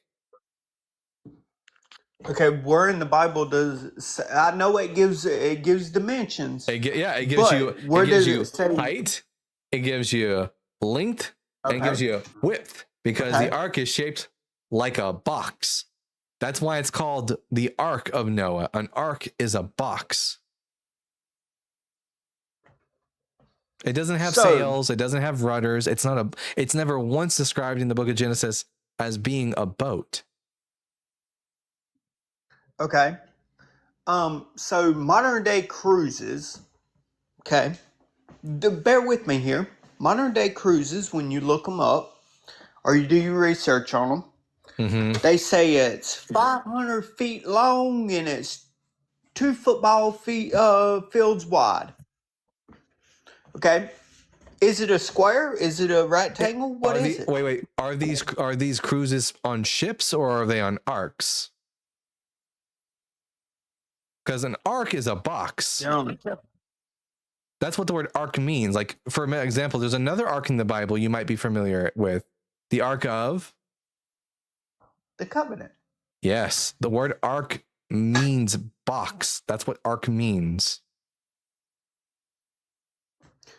But ark could also mean multiple things. No. Just like multiple things in the Bible. How many times in the book of Genesis is Noah's Ark called a boat? None, because it's not. It's not a boat. I know that, I don't know, Christian media and art has led you to think of Noah's Ark as this big, like, wooden ship. It ain't. Okay, if it's like you're saying, where's the proof? Besides one other verse in the Bible. The proof is in the fact that the Bible itself refers to it as an ark. Jesus Christ. Okay, an ark, even if you look back at the Ark of the Covenant, okay, that is a box that was holding the 10 Commandments. Yep, that's the Ark of the Covenant. Just like. And then Noah's Ark was a big box made of gopher wood covered in pitch. And we never found. Where's gopher wood over there? We don't know where gopher wood is. We don't even really know what gopher wood is. Actually, technically we do, because they still, gopher wood is still grown today. Let's see. And matter of fact, where it's not over there. Where is gopher wood in America? Georgia and Alabama and Florida. Let's see. What is gopher wood? Mysterious material God commands Noah to use in constructing Noah's Ark in the Bible. Scholars, theologians, and historians have proposed several theories regarding what gopher wood might actually be, but we don't know. Gopher wood was actually founded in Noah's Ark. Noah's Ark didn't take place in America, dude. Yeah, exactly. So here's the other proof. What's the other proof? So first and foremost, we have no scientist has ever discovered Noah's Ark. No big wooden ship we've ever found. 2, Noah's Ark, not a ship. 3, go for wood. We don't know what that is. 4, there's not enough water in the entire planet to flood the world to the very tops of the mountains. 6, too many species of animals to fit on the ark for 150 days. 7, the Bible describes that shortly after they landed on Mount Ararat, that there was already a fully grown olive tree with branches on it that the dove was able to acquire. Takes way too long for an olive tree to grow from scratch to bear leaves. 8, the flood would have destroyed all marine life, all lake life, and all plant life. Do I need to keep going? Here, No. 9. But Noah's Ark myth here's the stolen thing. from the Noah's Ark myth stolen from the Babylonians. There you go. Okay. I have one to add too. The amount of methane gas produced by these animals would be at lethal proportions. Nothing could survive on the ark. And a perfect 10. Love that. Okay. So here's one that you say, okay, scientifically we got to prove in the Bible, right? Really? Okay. So 2,000 years ago, Mm-hmm. okay, you're going to give me this one. I know you will. Oh, are we? 2,000 years ago, people Mhm. thought the earth was flat. No. Okay. You could Incorrect. only go. Incorrect. You could only go as far. Incorrect. People have known that the earth was a sphere for 2,500 years. The Greeks discovered that the earth was a sphere. 2,500 years. By the way, the Bible Okay, says the earth is flat. 2,500 years. There's some disagreements with that even among the Christians. Yeah, because only because there are Christians who want the Bible to be true. That's why they disagree. But if when we take it at face value for what the Bible says, it presents the earth as being flat. Okay. So scientists, right? Go back to scientists. Mm-hmm. Okay. We know the Bible was written, say, over 2,000 years ago. We know that by fact. Okay. Mm-hmm. Whether you could see as far as you could go or whatever, we know that in the history books, there's people that believed you could only go as far as you could see. Okay. So if people could go as far as they could see, us here in America, we didn't exist 2,000 years ago. Well, actually, that would be false. People knew for a fact that you could go farther than you can see because humans can only see like a couple miles at most. And most people knew that you could travel to like Rome from Jerusalem. So like that's objectively false. People weren't so stupid to think that they could only go as far as they could see. Most people thought if you went to the ocean, it was then, but here's my facts behind that. They were unaware that there were other continents, sure, but they didn't think the earth was flat in the time of Jesus. Okay, they didn't know there was other continents. They thought, and the if you Bible go as never far as mentions you there being other continents outside of the known ones from its time. Yeah, I already know that. But here's what I'm getting at. Most people didn't think, oh, you could go for miles and miles out in the ocean. Most people back then thought if you went as far as you could possibly go, well, you don't measure. you're going to fall off the earth. You don't measure distance on the ocean in miles, but besides that, they knew you could take very, very long trips on the ocean. People would travel the entire breadth of the Mediterranean, which is hundreds and hundreds of miles, if you want to use miles, or knots, if we're being nautically accurate. It really doesn't matter. They knew But anyways, that my you could point travel is- far distances on the ocean. My point is, even the scientists say that this Earth used to be one big continent. Yeah, I am correct on that one. Billions of years ago. Yeah, not thousands of years ago. Okay, so if that's true, say that is true, billions of years ago. Mm-hmm. Okay, and humans only 2,000 to 4,000 years ago. We'll say 6,000 because that's when they claim the flood actually happened 6,000 years ago. 4,000 Was years ago only is when over they there in claim Israel. they claim the Or- flood happened 4,000 years or- ago, bud. Or yeah, 4,000. I said 4,000 to 6. But say 4,000 years ago, right? They had no clue that the continents was ever split up. They had no clue. But in the Bible, it says the oceans of the deep were opened up. That's referring So to if you had this as one big continent, that's referring to underground water. The belief from the biblical authors was that there was an ocean underneath the earth and an ocean above the firmament, the sky, and that God opened up the waters of the deep so that the world was flooded. But we have zero evidence of such a thing as a giant ocean underneath the earth. I mean, if they said the continents split apart, It has nothing to do with it has nothing to do with continents splitting apart. Or land splitting apart, just put it that way. Yeah, it has to do with like giant aquifers that water would come spill out, because people were aware of aquifers, natural aquifers, and they imagined that there was just like this giant ocean under the earth, but they overestimated. It's just mythology. Okay. So let's bring it to the present. If the Bible is bullcrap like you say it is. Yes. Okay. I know you're probably about as old as I am. You're probably about as old. How old are you? So when we were growing, I'm in my 30s. Yeah, same. Okay, so this is gonna be a good analogy. So I'm not saying this was a good agreement that schools did this. They should have been on more lockdown. But back in the 90s, when we were in elementary school, having our good old time, we go out to the playground. What, we could go to the woods if we wanted to, stuff like that. Uh-huh. Right? Am I right? I couldn't go. No, when I was a kid, I Okay. wasn't allowed to go into Back the woods. then- Even when I was a kid, there was a fence I around mean, the we wasn't playground. allowed to go, but There was a fence around the playground when I was a kid. my school wasn't.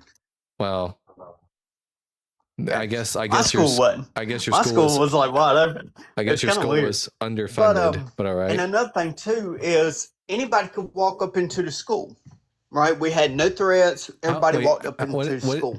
How does this have to Didn't relate matter. to? How does this relate to the Bible being true? Because in the Bible, it says this. It says at the end of time, there'll be diseases in dire places, There's like always- viruses and stuff. There's always been viruses and diseases in dire places, even in the time of Jesus. The But black it's got the Black worse. Plague happened But in it's got medieval worse. Europe and wiped out so many people.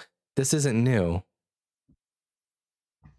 But it's got worse. No, it hasn't gotten worse. There are more people in the And- world, therefore more disease, and also you're just more aware of it because information is like spread a lot quicker. But like we have, for example, cured Hansen's disease or leprosy, as it's commonly called. They didn't have a cure for leprosy back in the day.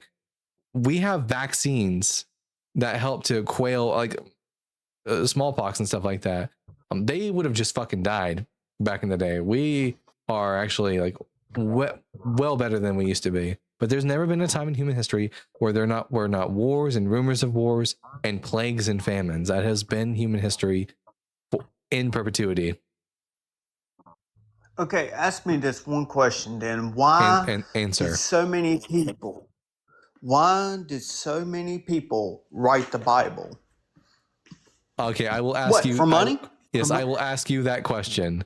Why did they write it? Because for multiplicity of reasons. Because there are multiple authors with multiple different agendas. Some of them were court writers within like a legal court system within ancient Israel, like scribes and stuff like that. So it was their job.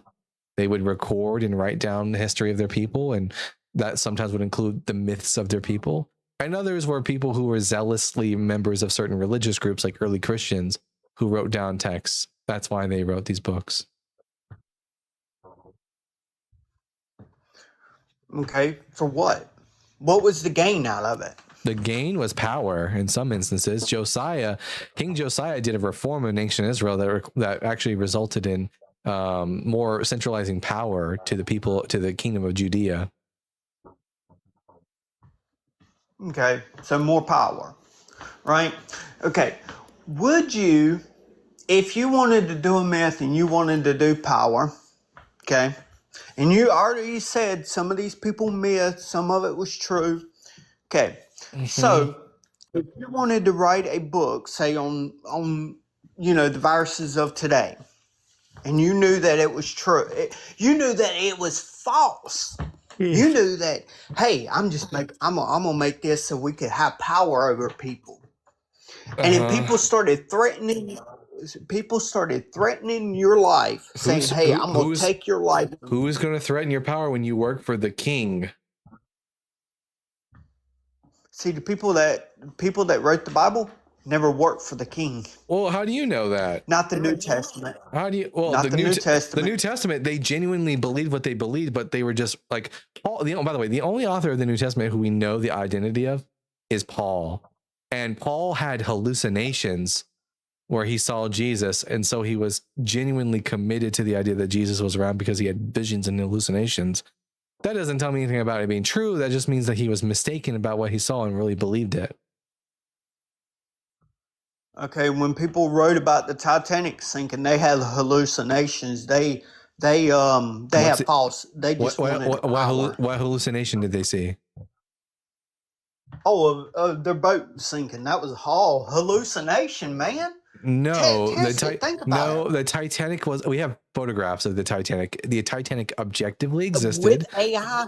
Nope, not with AI. With AI nowadays? No, we've had pictures of the Titanic. Titanic. Come on, dude. No, we've had pictures of the Titanic since it sunk, long before AI was a thing. In fact, we have actual video footage of the Titanic that goes back to like the 90s. James Cameron took footage in his submarine of the actual real life Titanic before AI image generation was ever really a thing.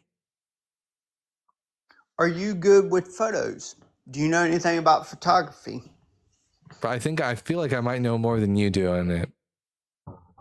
Okay, so let's go back to James Cameron, right? Okay, if you actually done research on the movie, you would know that, man, they were shooting this big old boat. You know, they were filming this big old boat, but come to find out, it was only a half of a boat, right? Yes. The boat from the movie was fake. The one from James Cameron's submarine footage was real. So if the boat from Titanic looked so real and it was fake, how do you That's not AI. It's CGI. And guess what? We did. CGI. You know what we didn't have in the 1910s and 1920s? CGI. We didn't even have computers, bud. People were still taking photos and doing dark rooms and stuff, and they were manipulating. Photos of the original Titanic. Let's see. Can I ask a question? Yeah, ask him a question. Hey, Mercy, do you think that we went to the moon? Yes, I do. You believe we went to the moon, but you don't believe that a big ass boat existed. I'm not saying I don't believe it. I'm just saying, I'm just trying to, just disprove the Titanic even existed, because you can't. We have actual we have photographs of the Titanic from before Photoshop was ever a thing, bud. And we have proof of people getting hung on a cross too. So outside of the Bible. No one ever contended that people. I believe Jesus existed and he got hung on a cross. He just didn't come back to life. So over 400 people said they saw him alive. Oh, you don't believe that? 500 people. And it's from 1 Corinthians chapter 15, verse 6. And we don't know. Okay, Tyr, tell me any facts about the 500. Go ahead. It's my favorite game to play. Tell me facts about the 500. Tell me any facts of anybody on the Titanic. Nope, not. There was Rosie. What was her name? That really big lady who was a new money. She was a real person on Titanic. But we have survivors from the Titanic. Not everyone died. Now tell me any facts about the 500. There ain't no facts, but Paul writing it. Yeah, so just a guy telling you. Why should I believe him? Why should I believe the reporter that wrote down all the evidence of the Titanic? Multiple 'Cause it's reporters. the same thing. Multiple reporters, and you can fact check them against each other. We have, and again, unlike Paul, Matthew, we Mark, don't have Luke, and John. Mark. We don't know who wrote the Gospels of Matthew, Mark, Luke, and John. Yeah, we do. We don't. The titles of Matthew, Mark, They Luke, and wrote it. John were not given to the Gospels until the late 2nd century, and the oldest manuscripts of Matthew don't even have a title on them. It doesn't say the Gospel according to Matthew. Yeah, but you could back that up with that. I mean, where's the proof behind that? Yep, I can back it up 100%. In fact, I can show you actual photograph of our oldest manuscript of the Gospel of Matthew, so that there's no That somebody made up. no that the Christians made up, early Christians. This is a Christian document. So here I'm going to pull this up on screen. Give me a second. Google Chrome. There we go. Boom. All right. See this here? This is our oldest manuscript of the Gospel of Matthew. And when I zoom in on this text, here we go. It says here at the very top, Biblos Geneseus Jesu Christu, the book of the genealogy of Jesus Christ. You know what's above it? The page number. And you know what's not above it? Nothing about it being written by Matthew. You noticed up above there's paper ripped off? No. So in biblical manuscripts, there is 0 examples in Christian literature of a title being above the page number. That's not a thing that happens. The page number is always on top, and if you have a title, it will be under the page number. We have 0 examples of a title above the page number. 0. But you say that's fake. But the person that the news people that wrote about the Titanic, they're telling the truth. They're telling 100% telling the truth. Those newspaper articles are actually signed by the persons, and there's multiple of them. Yeah. Dalton, what year is that piece of Matthew from? Let's see. This P1 dates to between 225 to 274 CE. And that's the oldest thing we have? From Matthew? Yes. Sorry, I had a phone call. And just real quick, I got to drop because I get back to work. But guess, do you know the earliest mention of the Gospels when they're ever named? Do you know what they're actually called and by who? Well, supposedly by who. His writings never survived. But do you know what they're originally referred to as? Who you ask me? No. Yeah, they're initially by Papias, they're referred to as the Memoirs of the Apostles. No gospel mentioned, just the Memoirs of the Apostles. And that's by Papias. We get that through Eusebius. So whether or not Papias actually said that, we're not sure because none of Papias's writings actually survived.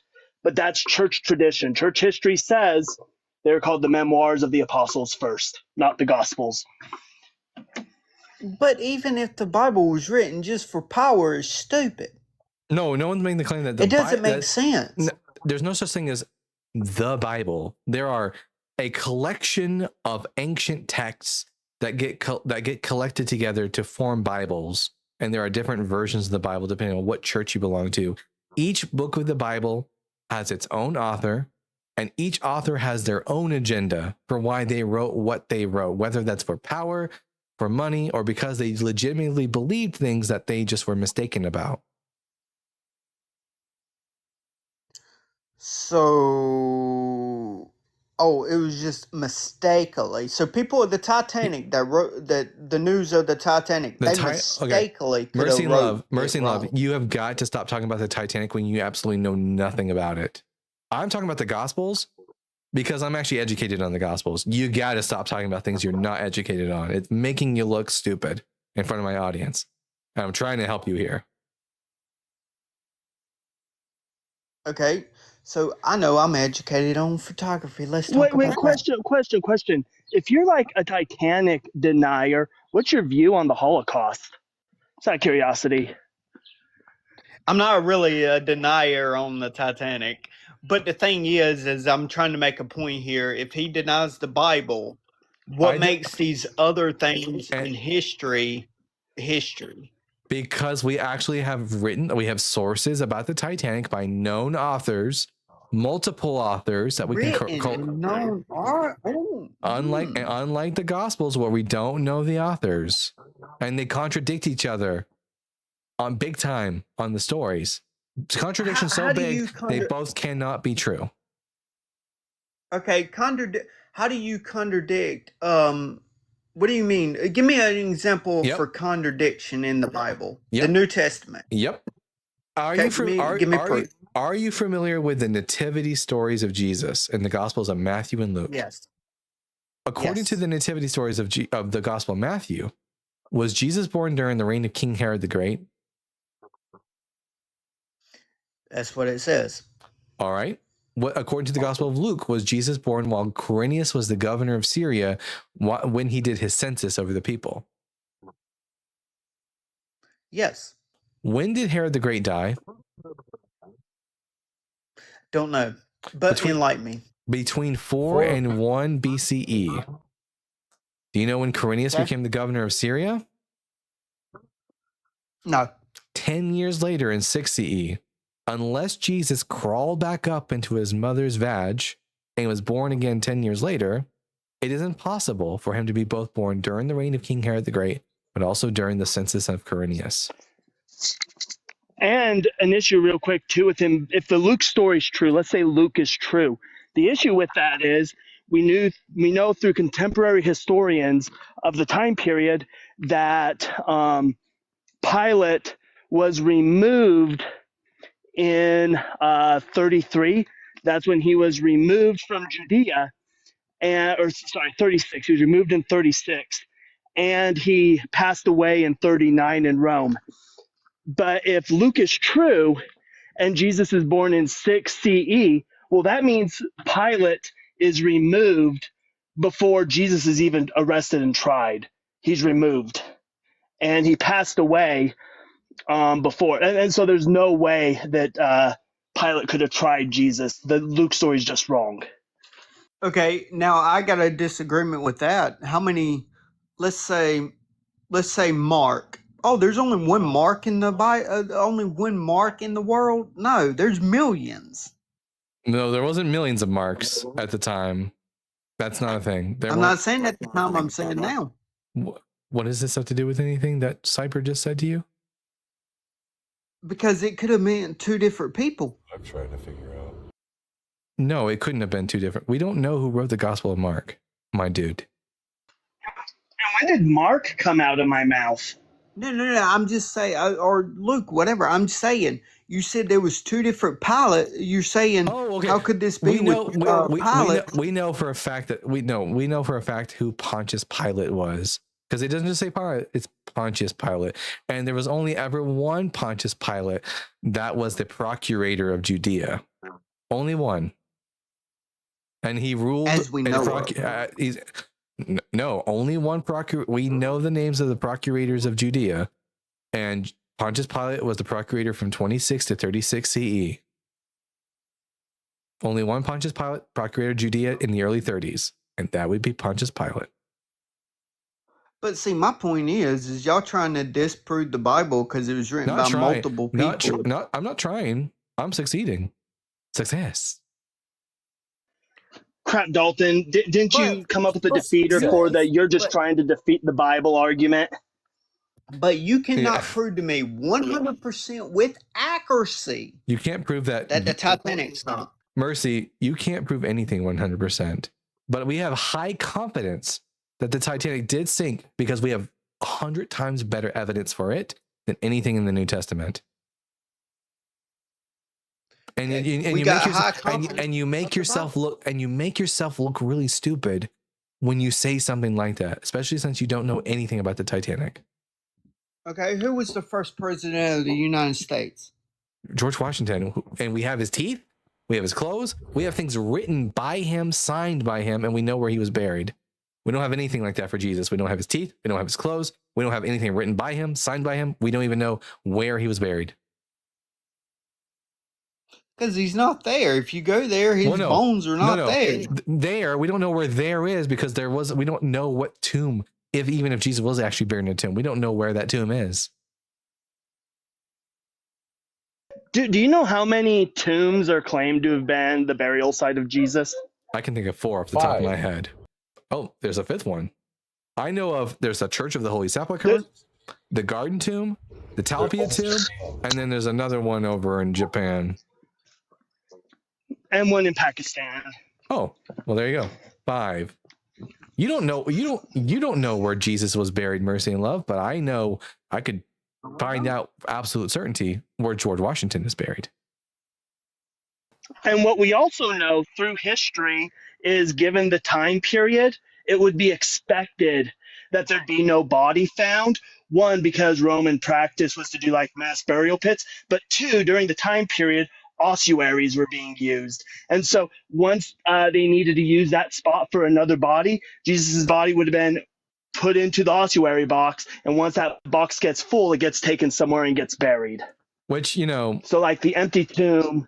If the Talpia tomb turns out to actually be Jesus's tomb, then we know for a fact that Jesus is dead because we have an ossuary that says Jesus, son of Joseph, with bones in it. So if that's Jesus's tomb, it's kind of fucked for Christianity, but that isn't enough.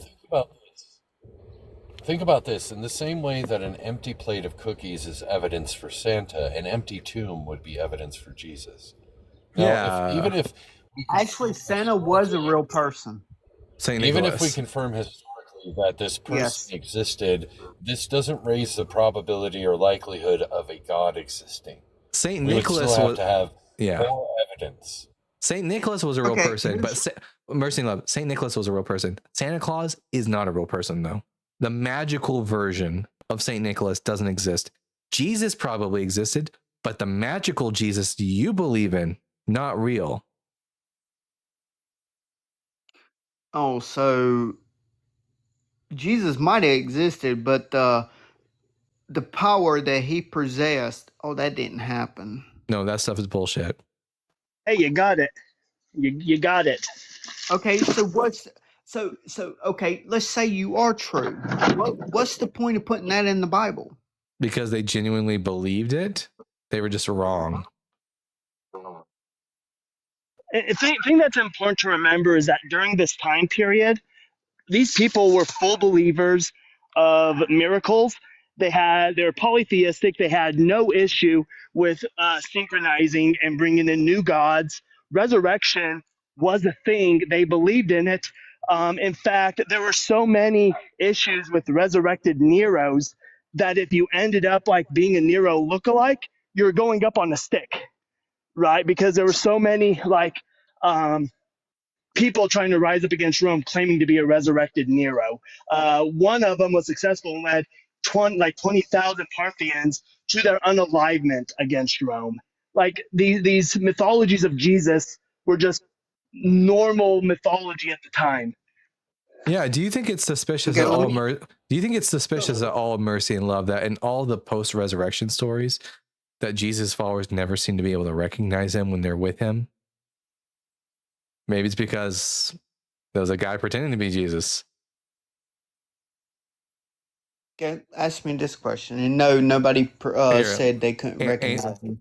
Answer said that. Answer me this question. Okay. And this is God honest truth. Okay. So you're saying the Bible is bullcrap. Yeah. Okay, let's just say that it's bullcrap. What? Absolutely. So when we get to the end of our life, what would you have accomplished if the Bible is bullcrap? If it's fake, whatever. Helped a lot of people deconstruct from harmful, ignorant beliefs and to free themselves from the shackles of religion and live in the real world. Okay, cool. So at the end of your life, what happens? Wait, hold on, real quick, because Mercy, you've been doing this great thing of asking us for evidence, and we present it, and we refute everything you say. But yet, when you're asked for evidence, you do the 5 Ds of dodge debate, right? And just because you think you can dodge some wrenches doesn't mean you can dodge a question. So Dalton's been asking you quite a few questions. So can you go ahead and start answering those instead of just trying to dodge? I admit there's some answers I can't answer, but I have faith that they are true. But I will get off the panel. Faith is useless. Faith is gullibility. Faith is how you get tricked into believing things that aren't real. Mercy and love, because you have faith and it leads you to Jesus. A Muslim has faith and leads them to Muhammad. If faith can get you to the truth and to a falsehood at the same time, then faith is no better for getting to the truth than just flipping a coin. Okay, I'm going to get off the panel once y'all answer me this one question. Wait. Before that, I have one question for you, and I want you to sincerely answer this. Then we'll answer your question. What's your view on slavery? I think it's wrong. What if I was to say that Jesus was fully supportive of slavery? There's no proof in the Bible of it. There is. Matthew 5, he says, until heaven and earth pass away, the law and the prophets is fully intact. You're not even to change a jot or a tittle. Well, I'm looking at some grass right now. And in Matthew 25, I believe, he starts out the chapter by saying, because the Pharisees sit on the seat of Moses, meaning they have the authority, whatever they say and teach, do it. Just don't do what they do because they're hypocrites. And they list why they're hypocrites. So Jesus is like fully in favor of the law of Moses. Well, if we got to be in the favor of the law of Moses, we wouldn't even be here. None of us would be here. What? People existed before Moses' law existed, and they would have just kept fucking and making kids. And so, yes, we would have existed here without the law of Moses. What the fuck are you on? No, I'm not saying like back then. I'm talking about now, because the law of Moses, all of us has broken the law, and we all should be put to death. No, we shouldn't. The law of Moses doesn't. I should not be put to death. Yeah, the law of Moses provides ways to be redeemed. Not everything ends in unalivement. In case you didn't know. I know not all of it, but some of it. But okay, this is the last question I have, and I'll get off. You got to answer. You got to answer.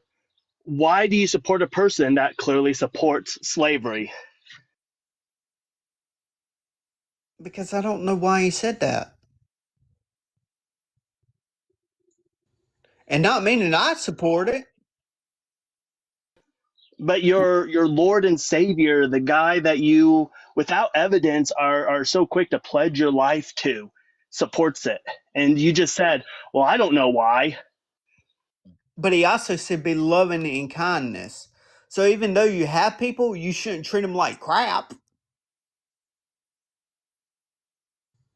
Yeah, it is the case that in the Old Testament, he did say, love one another, love your neighbors. And then in the next sentence said, hey, also, you're allowed to enslave people. In fact, you can beat them. And as long as they survive at least 3 days, you're not going to be punished for it because they're your property. And what they say after then, after 7 years or so many years, let them go. Only the men. Yeah, and not only the women, unfortunately. Only if they're Israelites. Gentile slaves, you can own them for life. So you telling me at the part of when Jesus fed 5,000 man, not counting women and children, that's what it says.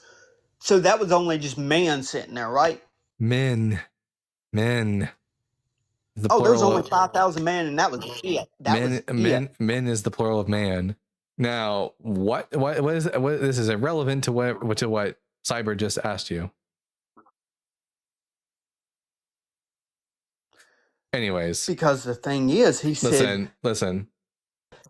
We're all losing brain cells.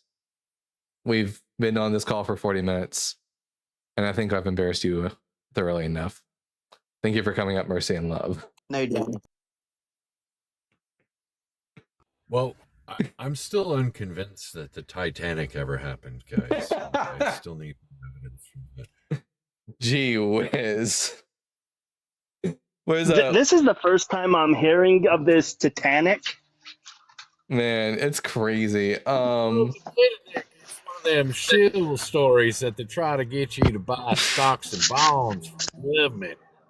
They just wanted you to watch that Leonardo movie. Hello, Bible guy. First of all, you're looking very cherry red today. Love that for you. I'm a devil. You look like the devil. I'm like, somehow it makes your eyebrows look darker, like you look like the devil. Oh, that's because that's the makeup filter.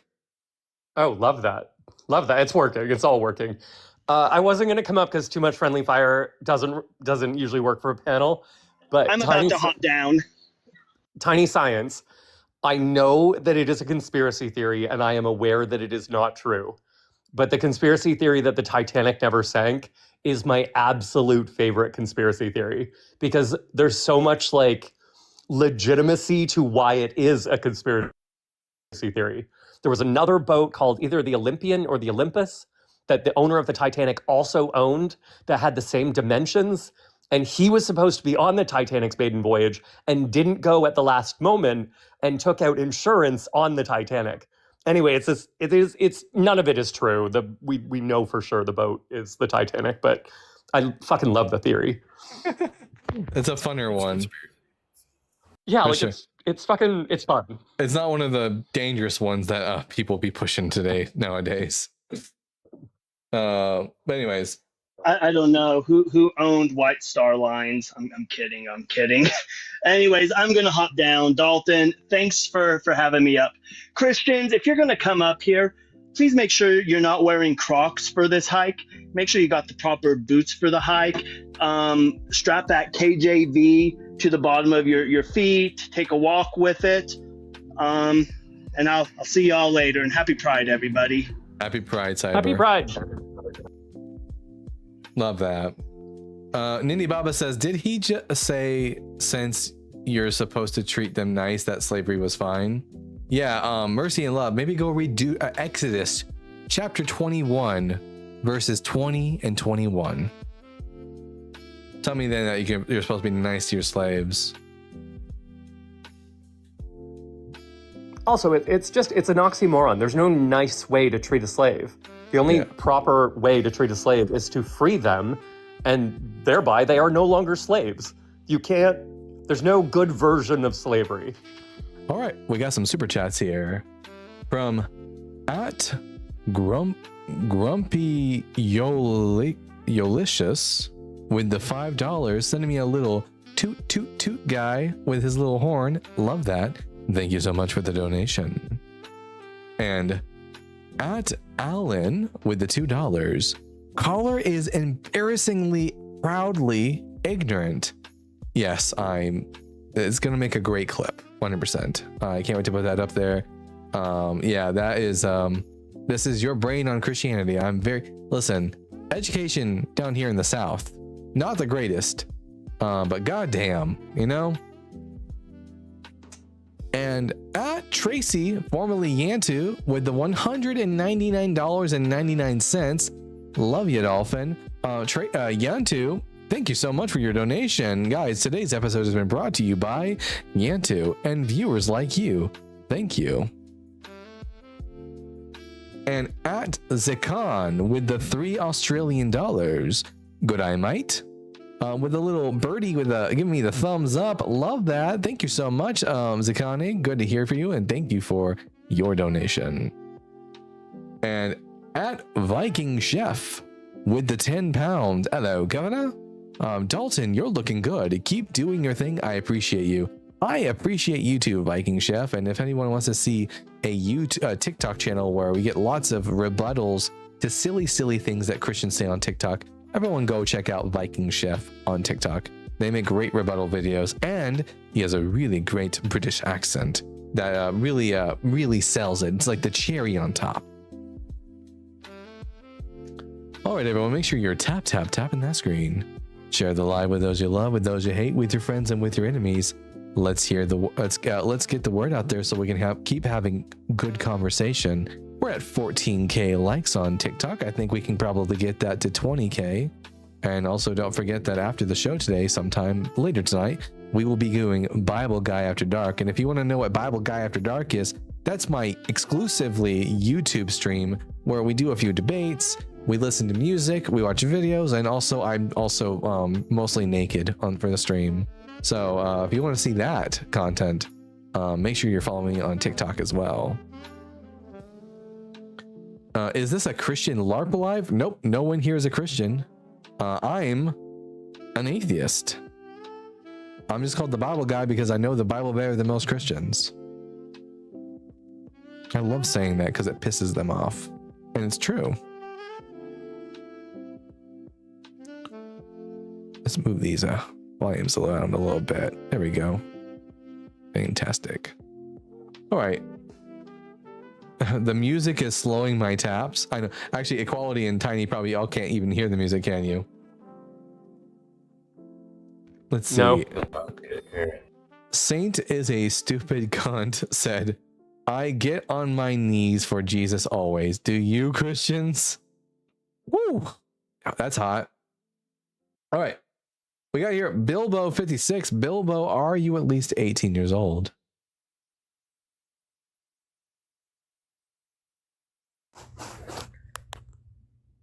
Hail Hitler, nigga. Hail Hitler, nigga. Oh, Christian. Yeah. You sure do sound like a Christian. Yep. All hail Jesus. Yeah, I'm just going to assume that person was a Christian, you know? That's what I always assume about these pieces of shit. Rotten fruit to the core. Bilbo. Why? Okay, Bilbo, I gotta know. Not only are you a racist fucking idiot, but you're also just stupid if you think that you can request up again and then I'll bring you up after that little display. Oh, Bilbo, there you are in the comment section. Thank you for typing so I can block you. Bye. Tom Bombadil says that was a great Christian, horrible person, but great Christian. I mean, being a great Christian makes you a horrible person. So Emma says Jesus is the truth. Nah, Jesus is a lie. He was a loser who failed to meet any of the requirements to be the Messiah. Jesus is coming on my back, said Emma. I didn't need to know that. Oh, Jesus is coming back. My bad. Subconsciously read something I wanted to hear. Whoa. Let's see. Surely at least.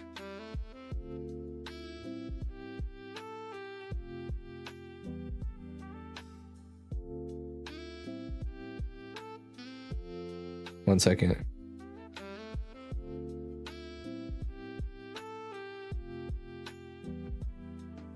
Well, hey, Dalton, I'm going to go eat some dinner and do some laundry. I appreciate your face. It's good to see you.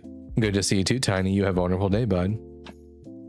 Did he say I appreciate your face? Oh, yeah. And you know what? Your face is high quality. I will always be appreciative when people tell me they appreciate my face. Guys, I'm giving you all That's adorable. I'm giving you all free reign right now, 100% to objectify me. I'm all for it.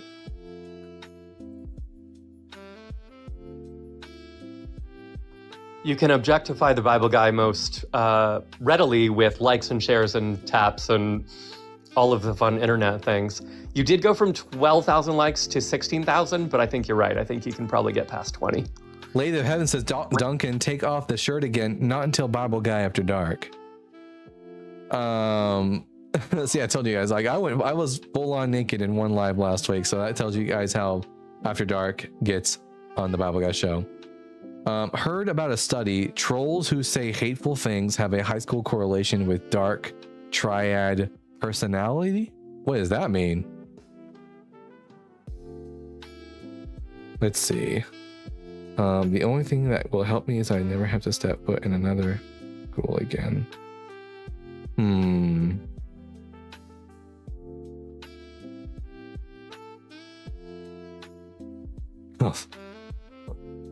I'll see what I can. Sorry, I'm just texting Arwen, everyone, and y'all know me. Yeah, I'll see what I can do about that. Maybe what the Bible guy is texting Arwen. You can usually tell when he's texting Arwen because he has a different look on his face than if he's communicating with someone else.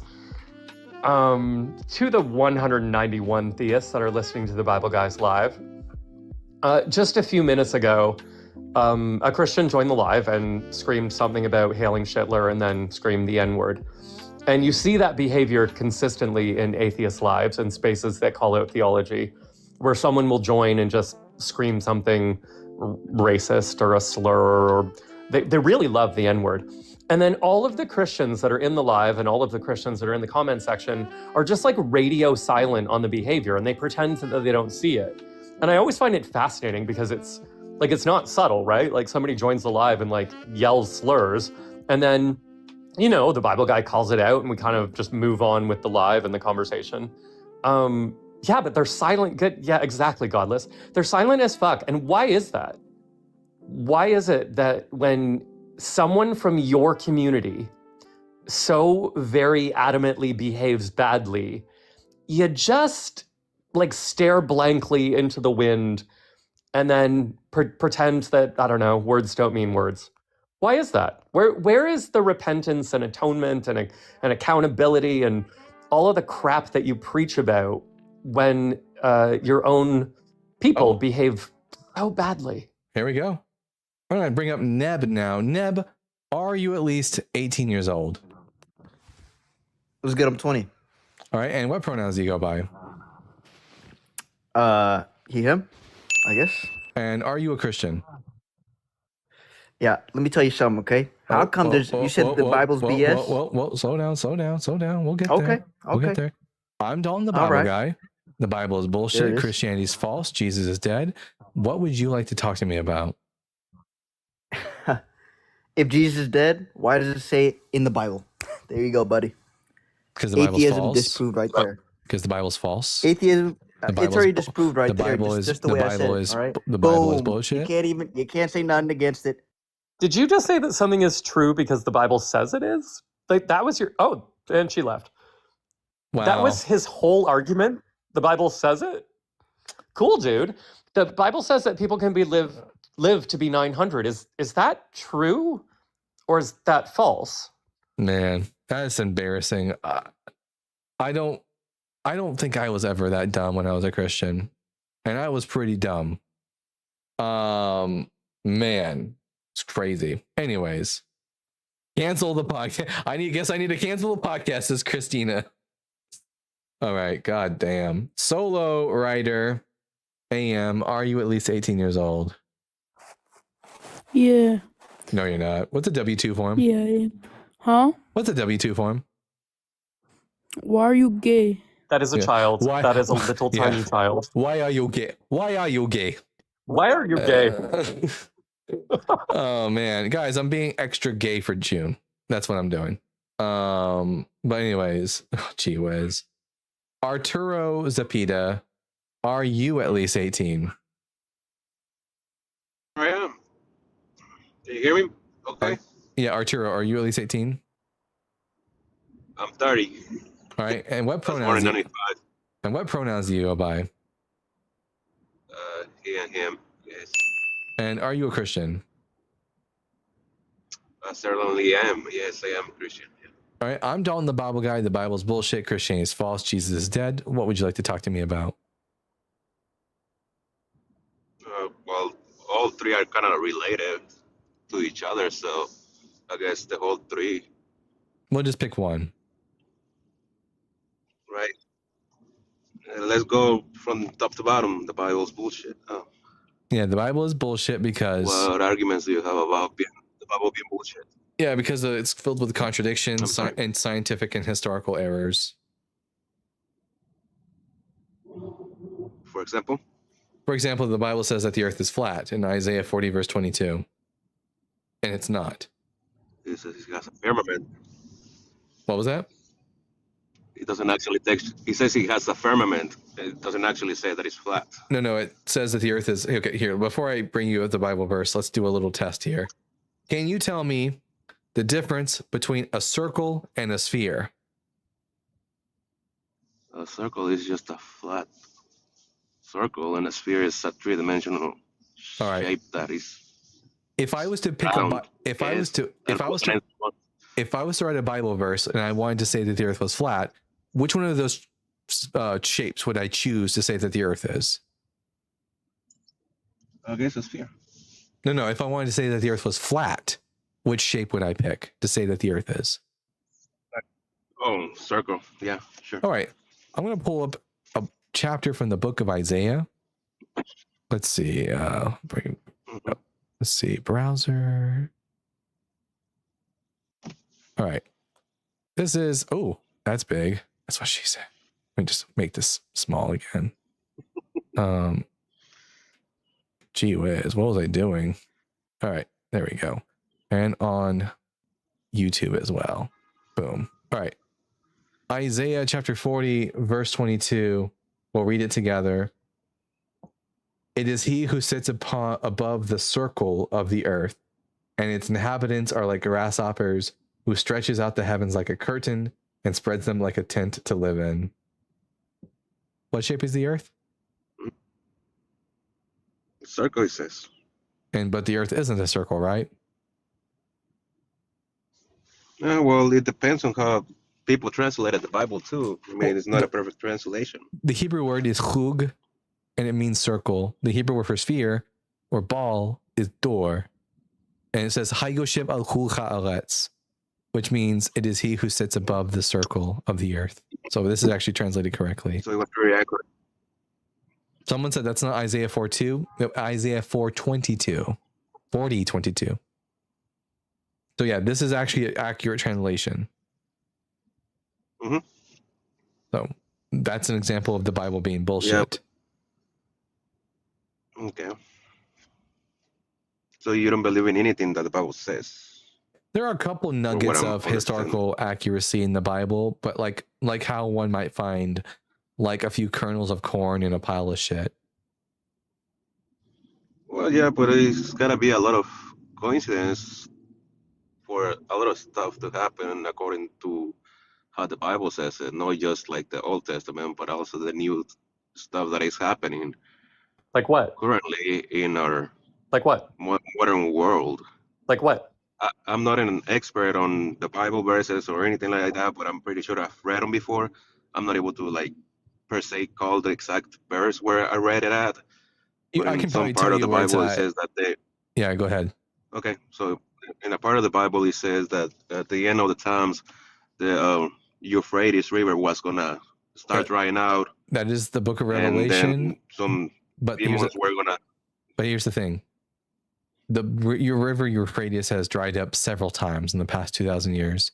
And it also says that 3 demons would hop up out of the river, but there's no evidence that that's happening right now. Arturo, before the writing of the Bible, had rivers dried up? I suppose so, with all the climate changes and stuff. During the writing of the Bible, did rivers dry up? Wouldn't be able to tell you that accurately. So, you're saying that it would have to be pretty coincidental for the Bible to get this right. No, rivers dry up. That's literally like me saying it will rain in the future, and then when it does, saying I am God. Yeah. Rivers dry up. I understand your point. It's a thing that happens, and it's something that would have applied to the people that wrote the Bible because rivers drying up would have affected their lives pretty dramatically. So when the Bible prophesizes rivers will dry up and there will be wars, rivers have always dried up and there have always been wars. That's not profound. There's also a part where it talks about like people believing they're animals. People what? Which believe in they're becoming animals, or they believe themselves. No, First of all, humans. There's a lot of people in Argentina that think that they're a dog or they're a cat, and they identify as that. No, there are not people who actually believe that nonsense. I think you're believing it. You're believing in a lie. You're believing in a lie that the news has told you. But here's the thing. Seen people in Argentina that believe that they're animals and they act like an animal. They try to behave like an animal. Guess what? There's also people in the Bible who believe that. Humans are animals. Yeah, that's actually fact. If you believe that animals. If you believe that you're an animal, you are correct. You are. We are animals. We are the top of the chain. Whatever. we were conscious. What do you mean top of the chain? We're the most intelligent. Yeah, We're the that's most what I'm saying. What I'm saying we're the is most like evolved. But what do you mean top of the that's a whole- chain? We don't that's a have the completely best different eyesight. topic We're in a not way. the strongest. We don't have the biggest claws. We're not You the want to most call it a powerful. dominant species? So also we we are the world's dominant species. Yeah. Also, there is no Bible verse that We're says that still people animals. will believe they are animals I'm in the not saying last we're not days. animals. But wait, Arturo, there is no Bible verse that says that humans will believe they are animals in the last days. That's not a thing. We'll look it up later today, and I will show it to you. I'll follow do you, that. and I want to keep arguing with you about this. That's something that interests me a lot. I'm not here to fight or anything like that. I like to discuss the topics. Sure, Arturo, But I you want to said prepare myself a little better. you said that you wanted to go through all three because they all relate to each other, and you were going to start with the first one, that the Bible is BS. The Bible is a book that talks about talking animals and zombies and dragons and gets everything about science wrong. It's very clearly BS. And most of it is plagiarized from earlier beliefs, earlier religions. What would possibly make you think that it was true? I'm sorry, it cut off because I was getting a call on my phone, and I didn't hear what you said. Do you think that people can live to be 900 years old, or that you might be able to live in a fish? Do you think that you might have superhuman strength by virtue of your long hair? Like when you say that, like, how is the Bible BS? And the Bible guy points out to you that it gets something about science, the shape of the earth, just emphatically wrong, and you try to blame it on translation. The Bible is just filled with bullshit. Okay. Do you think that people can live to be 900? They used to. They used to. What would make you believe that? Yeah, what's the evidence that people could ever live that old? If I was correct about it, I'm not saying that I'm 100% correct about what I'm going to say, but for us to be able to populate the earth, we should be able to live a little bit longer so we can procreate a little bit more. No, you don't. Also, there's not enough genetic information in two human beings to populate the world. If we started off with just two human beings, the species would go extinct. Yes, that's with modern science and stuff that comes out. But if we go back to what the Bible said, no, we have DNA, we have bones. We have bones from human beings that are much older than 6,000 years old, and as far as we can tell, their genetics are not that big different between us and them. Now, if there was only two human beings 6,000 years ago, then we would have gone extinct as a species. There's no debating that in science and the biology. You have to rely on magic and just arguments of I don't know, therefore God, in order to get to that conclusion. no, that's why it's called a question of faith on what you believe in, not so much on what you can prove. It is physically. It is why it's called faith. It's just pure gullibility to suggest that the belief in 900-year-old people is anything other than absurdly childish and dumb. Yeah, just like a man believing that they're a woman. Yeah, But transphobia will never make your God real. Ever. it's not gonna make it real. I'm just saying it's the same. No, it's stuff. not. Sex and gender are distinctly different, and sometimes they can be incongruent. It isn't difficult for us to understand, and we see it in all living creatures. But you run to transphobia when you're called out for suggesting that humans could live to be 900. When someone points out to you the absurdity of the nonsense that you're so willing to commit to, you suddenly think that transphobia will make your God real. It won't. Also, if you're a real Christian, you worship a non-binary God who transitions into a male and has a female-defined energy. You worship the queerest God possible. Trans that. All right. You win. Well said. All right, Bible guy. I'll follow you, and I'll try to debate with you later. I gotta go. I'm still at work. It was nice talking to you. All right. See you, Arturo. I wasn't listening for that last bit because I'm looking into something over here for Cam. Wait, oh. It's all good. Bible guy, I think you're lagging, but maybe the commenters can tell you. Maybe it's just me because I'm in the live. I'm lagging?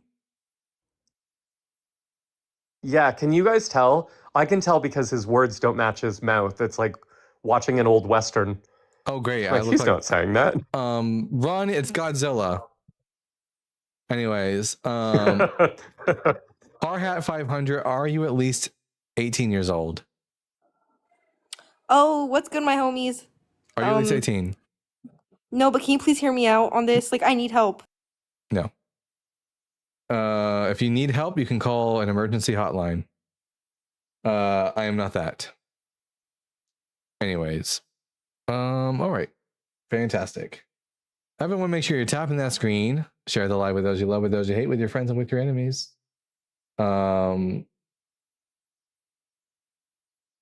see. Anyways. Perfect sync for me. Just ask the chat. We can hear you out in the comments. Love that.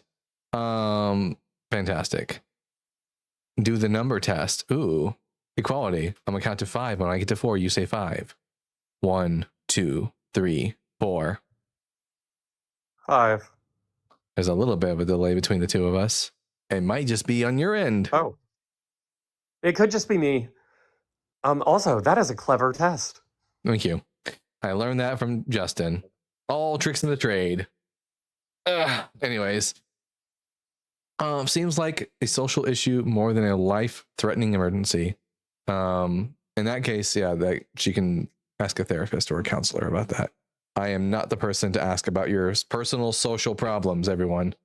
Says he just wants us to look at Dalton's mouth. There you go, guys. Look all you want. He did tell you recently that some version of all objectification is acceptable. Yes, absolutely. You can take a screenshot of me and then jerk off to it later. I don't care. Go ahead and do it. Anyways. Can we all do a sad prayer for Zan to see if he will cook Dalton by getting on the panel? Is Zan in the comment section right now? Oh, there they are. Sure enough. Zan, Zan, show everyone you're not a coward by coming up and talking to me. All you do is chirp in the comment section. Josh says, finally, I have permission. Oh my gosh. I like Mezzo's version. I am 1 theist, 2 theist. Then he says, I am 8 theists. Tribute incoming. Pun intended. Yeah, Zan, the keyboard warrior. Absolutely. Question is, if we tribute you, do you want the evidence? I don't want the or need the evidence. I'll just trust you to do what you want in your own private time, everybody. Zan is a train wreck when they go on panels. Well, that's, I expected nothing less. I thought you were going to cook, but now you're tired? Poor baby. God hasn't given you the energy. Yeah. Here's my impression of Zan, everyone. I'm gonna go up there and cook the Bible guy. Oh wait, never mind. I'm suddenly very tired. Anyways. You like that? My new favorite voice is the one that goes with the whole aesthetic of the show now, and that's when Christians, I tell them that I'm gonna eat your soul. Anyways, I never said I bake the Bible guy. You couldn't, even if you said it, bud. The only way you could bake me is by handing me a doobie. I want your voice changer device. It's Voice Mod Pro. One-time payment, and you can own it for life. Let's see. You never bake. Yeah, that's true. I believe it. Zan doesn't bake. Oh my god. We have here. What here? I gotta look up what this currency is before I say the super chat out loud. Let's see.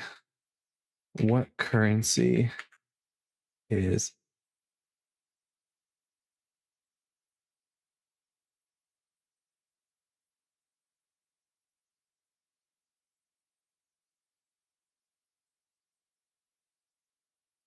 All right, we got here at Rod Blue Alvarez with the 200 pesos. Bible guy, darling. My favorite version is the Queen La James one, where we can read about baby girl Jesus. David and Jonathan, Ruth and Naomi, Roman centurion and his servants, etc. Hallelujah and happy Orgula. Absolutely. The Queen James Bible, is that what we're talking about here? Never read it. Heard of it, never read it though. You thought it was yen? I'm sure MX is like Mexican pesos, right? Bible guy, tell me the ways of your young people. Are those comments from YouTube? Yeah. These comments are all And coming. did that person like give you whatever 200 yen is or pesos in order to make the comment? Yeah, they're called super chats. So like lots of people can chat and talk to me in the comment section.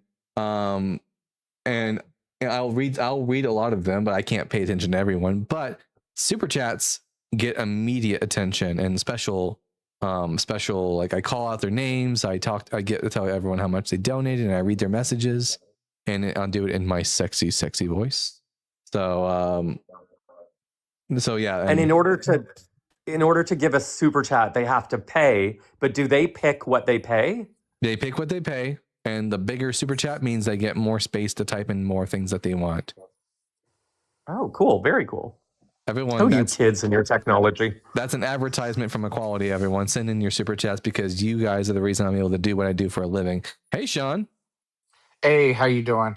Hey, I had a quick question for you. Yeah. Yeah, I was in Lacadian's, I don't know if you know who he is, his live, and we got in a conversation. He was hosting regarding like, why does God hate LGBTQ people or what have you? But we got in a discussion about that verse that says, if a man lies with another man as he does with a woman, he shall be unalive to abomination. So what he pointed out was, at least in English and NRSV, it says, if a man lies with a male, doesn't say man. Now, this is just the modern English. Now, male in our language could mean, someone younger than adulthood or what have you. In the original Hebrew, is there a distinction between, or is it just saying if a man lies with another man? Let's take a look at the Hebrew. I know it's two different Hebrew words. Ve'et zechar lo tashkef mishkvi isha to'eva hi. So, and zechar does not bed mishkeve as one lies with a woman is abomination. Yeah, the essential idea here is one that not lie with a male as one lies with a female. It is an abomination. Yeah. There isn't a double instance of the word like man and male. It just literally says, and at man you shall not lie as with woman is an abomination. The word is zechar, and zechar is just the word that means male. It's saying you shall not lie with a male as you lie with a woman. It is an abomination. Right. And the reason for that is it doesn't have anything to do with our modern day understanding of like same-sex like relationships or like consensual same-sex relationships. In their world, the idea was that the one who is on top is the dominant one, and the one who is on bottom is the submissive one. And in the worldview of the ancient Israelites and other people like them, they thought it was out of order for a man to be submissive to anyone, even another man. So it wouldn't matter if it was a man topping you or if it was a woman topping you. Like they were very much against the idea of a woman being on top, so much so that the pegging's a no-go. Yeah, pegging is a no-go, which is why I often say if there's no pegging in heaven, I don't want to go. But yeah, they were just very much against the idea of a man being submissive in the sexual position, whether it was to another woman or to another man.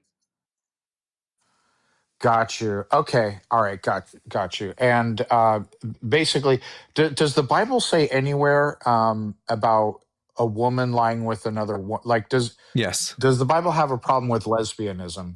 Okay. Yes. In Romans chapter 1, it mentions men with men and women with men and with women. Now, I would just say that this is obviously, even when I was like, actually, by the time I was like leaving Christianity, I had begun to recognize. Right. And then this is something you can bring to your interlocutors that in 1 Corinthians 7, at one point, Paul says to his audience that this is not the Lord speaking. This is just my opinion, which means not everything in the Bible, even if you're a Christian, is divinely inspired or from Jesus. Some of it is just the author's opinion. And at best, Paul would just be giving his opinion on same-sex Interesting. relations. In fact, Paul uses the same exact language for same-sex relations and why it's wrong as he does in other of his works, where he talks about why it's against nature for a man to have long hair. And I'm pretty sure there's lots of Christians who wouldn't have any problem with that. As well as Jesus, like almost near universally being depicted with long hair, like Jesus himself. Yeah, right? at that point, the question is for them, what is long hair? I don't think shoulder-length hair would be considered long hair for them. Fair, yeah. Okay, so interesting. So in sum and total, the Bible has a problem with all forms of same sex relationships, intimate relationships or what have you. Yeah. The best thing I can give you to do more research, more detailed research on this, Dan McClellan, right? Not personally, I'd love to, but yes, I know of him. He's got a book called The Bible Says So. There's a whole chapter in it dedicated to homosexuality in the Bible. I would give that a read. Okay, that's a great research. What's it called again? The Bible Says So. The Bible. That's easy to remember. Okay, all right, cool. I appreciate it, and I appreciate the insights, man. Happy to help. Sean, bud. Can I also ask you? Yeah, sure. Go for it, Equality. Well, it depends on what you think of it, but I feel like it's worth investigating if you're curious about the subject. Have you ever heard of the secret Gospel of Mark? I have not. I to be honest with you, my biblical knowledge is layperson, like straight up layperson. Yeah. Well, it doesn't even really matter, and it's not the long ending of Mark, but there's the secret Gospel of Mark, which long-windedly is just this. I can't remember if it's actually in Mark or in Luke. When Jesus is in the Garden of Gethsemane, thank you, and he gets arrested. He's there with a young boy who runs away, who's wearing a loincloth, but he runs away. Not young boy, young man. Okay. He's there with a loincloth and he runs away naked. And this character is never named or addressed ever again. But then there is this long version of Mark that ends up getting found out later that this character is identified and it's explained who he is. Like there's just a longer version of the story. So like the character is in the Bible. The character is canonical. He just doesn't have a name and we don't know who he is or what he's doing there. Right. But like it is interesting because it makes Jesus, it just straight up calls Jesus super gay and says that Jesus is having a sexual relationship with this young man. And then, sorry, just real quick, the other thing that I wanted to say is when people want to argue about the Bible and queerness, and what the Bible says about homosexuality and what it says about men being with men and blah, blah, blah, blah, blah, I always just want to remind them, I'm gay. I don't want to be condoned in a book that also condones slavery. I don't want to be condoned in a book that condones child marriage. I don't want to be condoned in a book that condones treating women like property and being able to marry your grape victim. I don't want to be condoned in a book that is so filled with immorality. Like if I'm wrong according to your book, I'm right. No, I'm in full agreement with you, and I've seen a number of other advocates for LGBTQ rights who argue, and I'm not a biblical scholar, but my impression is the Bible is anti-gay, but will actually argue with Christians that no, the Bible's not anti-gay, and they'll make arguments for it. And I'm actually on the same page as you. I'm in the who gives a frick what the Bible says about anything regarding morality. I am firmly with you in that camp. But I think it's definitely anti-gay. It's just agreed. Also pro-slavery. Also, exactly. It's anti-gay, and also who gives an F what the Bible says about gay people. I always challenge Christians to come up with a non-biblical reason why gay relationships are immoral, and they'll come up with crap. But every reason I've been given so far just crumbles like a house of cards with any amount of scrutiny. There isn't a real rational reason to have a problem with two men or two women who are in any kind of intimate relationships. It All doesn't affect anyone else. And go ahead. all the reasons they try to give for why gay people shouldn't be in relationships will also like disqualify straight people from relationships. Yeah, exactly. Yeah, no, I mean that's true. Well, if everyone's gay, it won't you wouldn't be able to propagate continue with the species. So there's a couple responses to that, and one I think you know where that's going. It's obvious. So does that mean a sterile a straight couple who can't have kids or don't want to have kids is that relationship immoral?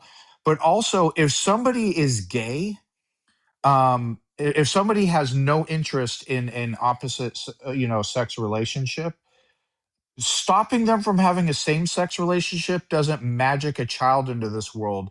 A gay man who isn't bi or anything like that isn't going to be having recreational schmecks with women anyway. So it's still the status quo. If that, and by the way, a lot of gay people have kids too. I'm sure you know that. But if they're not interested in having an opposite sex relationship, that's going to be the case. They're not going to have kids anyway. So who cares if he finds love and companionship with somebody else of the same sex? It makes no difference. I feel like I could talk about this specific subject matter, the intersectionality between homosexuality and Christianity, like all day, every day. So I don't mean to usurp the Bible Guys Live, but I think that the reason, because it's not just that the Bible's anti-gay and that Christians are like against same-sex relationships. We are 100% their obsession. They are entirely fixated on the LGBTQ community. And if you ask any Christian what's wrong with the world or, what are the evils of the world, we are going to be the first thing they mention. I think some of it has to do with we are just a visible group that has a face. They also You'll never see Christians. They also really want me to be gay because they want the Bible guy. Deathless Light, I'm talking to you. You're out there. You will never see Christians outside of Lululemon telling people don't wear mixed fabric. The Bible says don't do it. You'll never see them outside of a seafood restaurant saying don't eat shellfish. The Bible says you shouldn't do this. But they will show up to Pride events. And it's because we have a face and we don't tolerate their fucking we vocally object to their nonsense. And I think that because the ideology of Christianity requires an enemy, it's not, the religions of Hinduism or Buddhism where you're just seeking a better self. It is you are fighting an enemy. You are seeking salvation and the repentance of sin. They have to have an enemy. Without Satan, there's no reason for God. And I think that queer people just become the easiest target. They have to make us their enemy.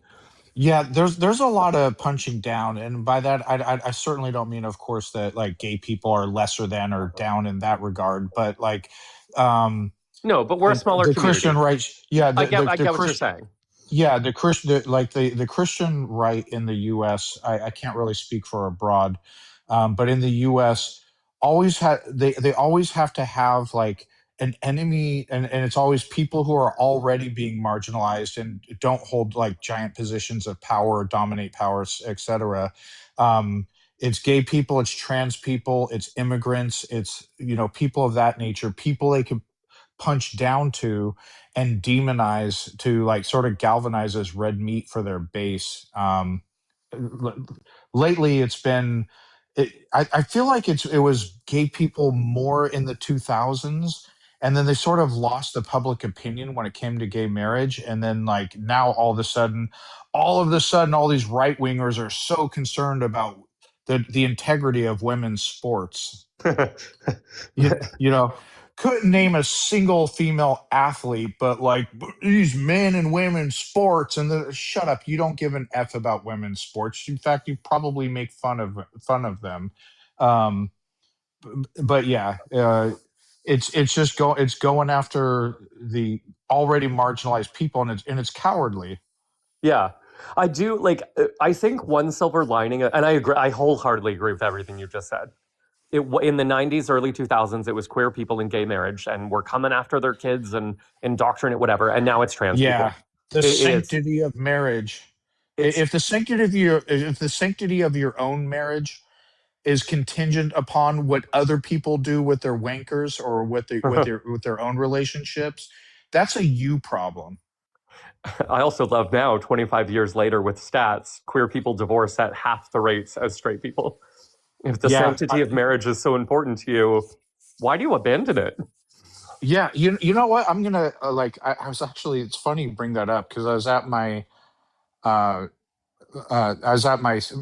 my sister's wedding, and there's a lesbian couple that's been friends with the family. They've been married for decades. I'm a straight cis male.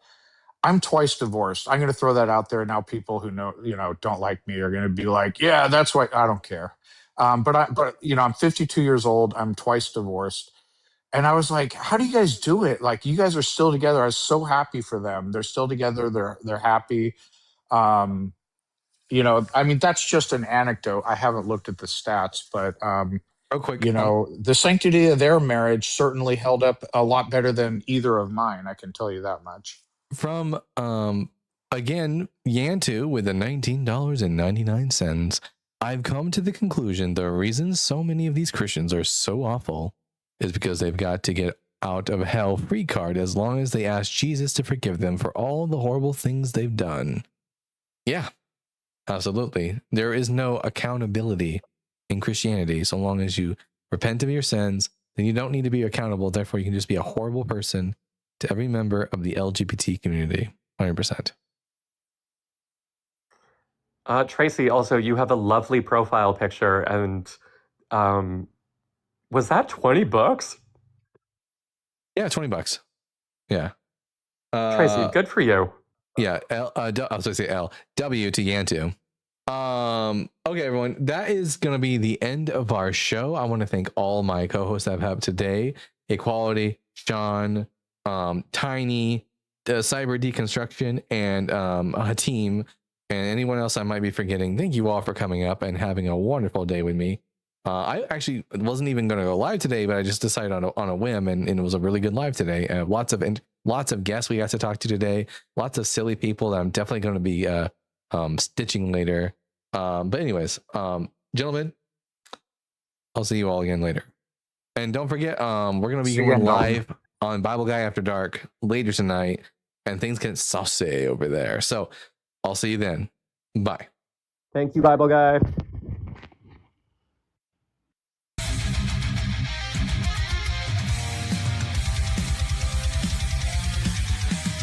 Born from dust and questioning fire, wielding truth like a sword of desire. Ancient scrolls and cosmic flame, he tears through myth, he breaks the chain.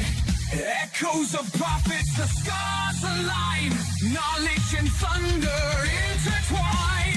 Reason ascends where blind faith fell, he reads the word and he reads it well. The Bible Guy, seeker of the light, through time and fire he rides the night, with reason's blade and wisdom's cry. The world shall hear the Bible Guy. Scrolls of ages, words aflame, he dares to question every name. From Eden's dawn to Calvary's sky, he breaks the chains of every lie.